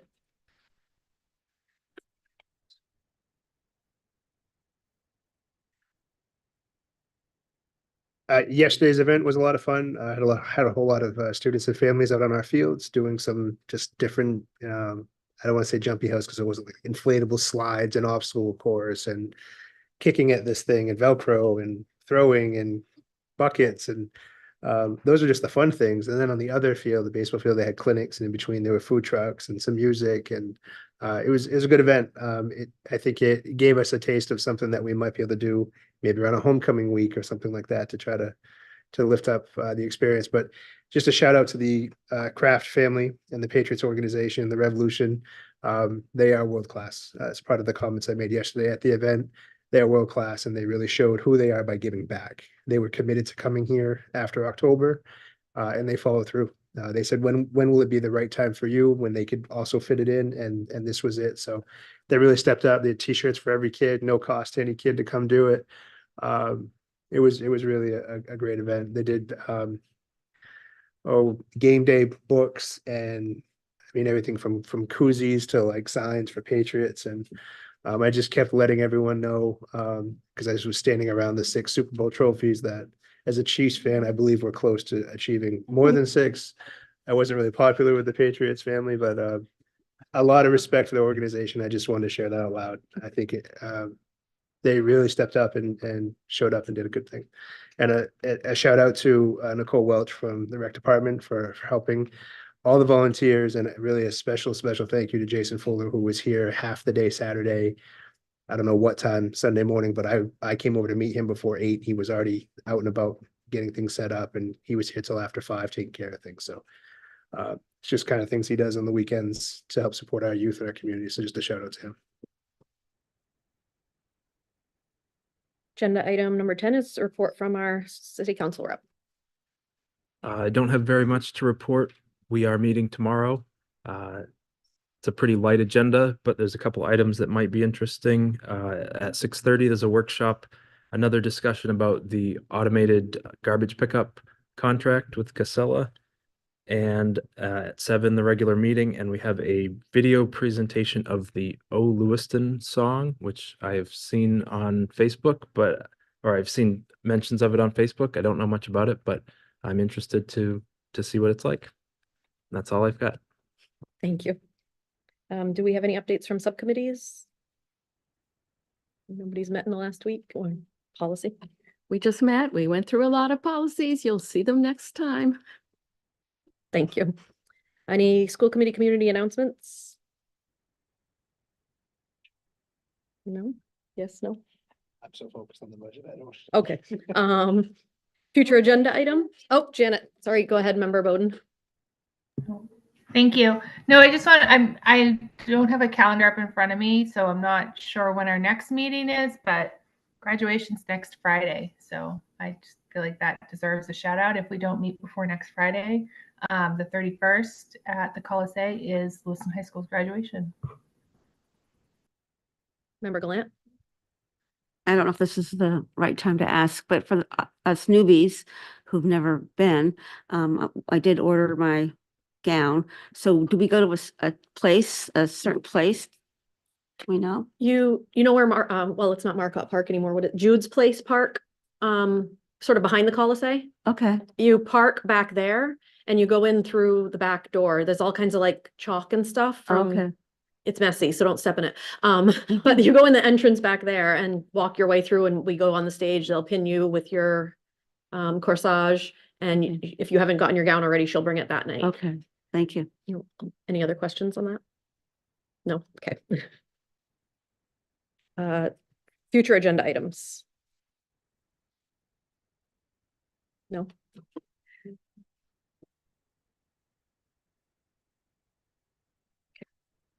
They're discussing, but I don't know if they have an agenda item or not. No, okay.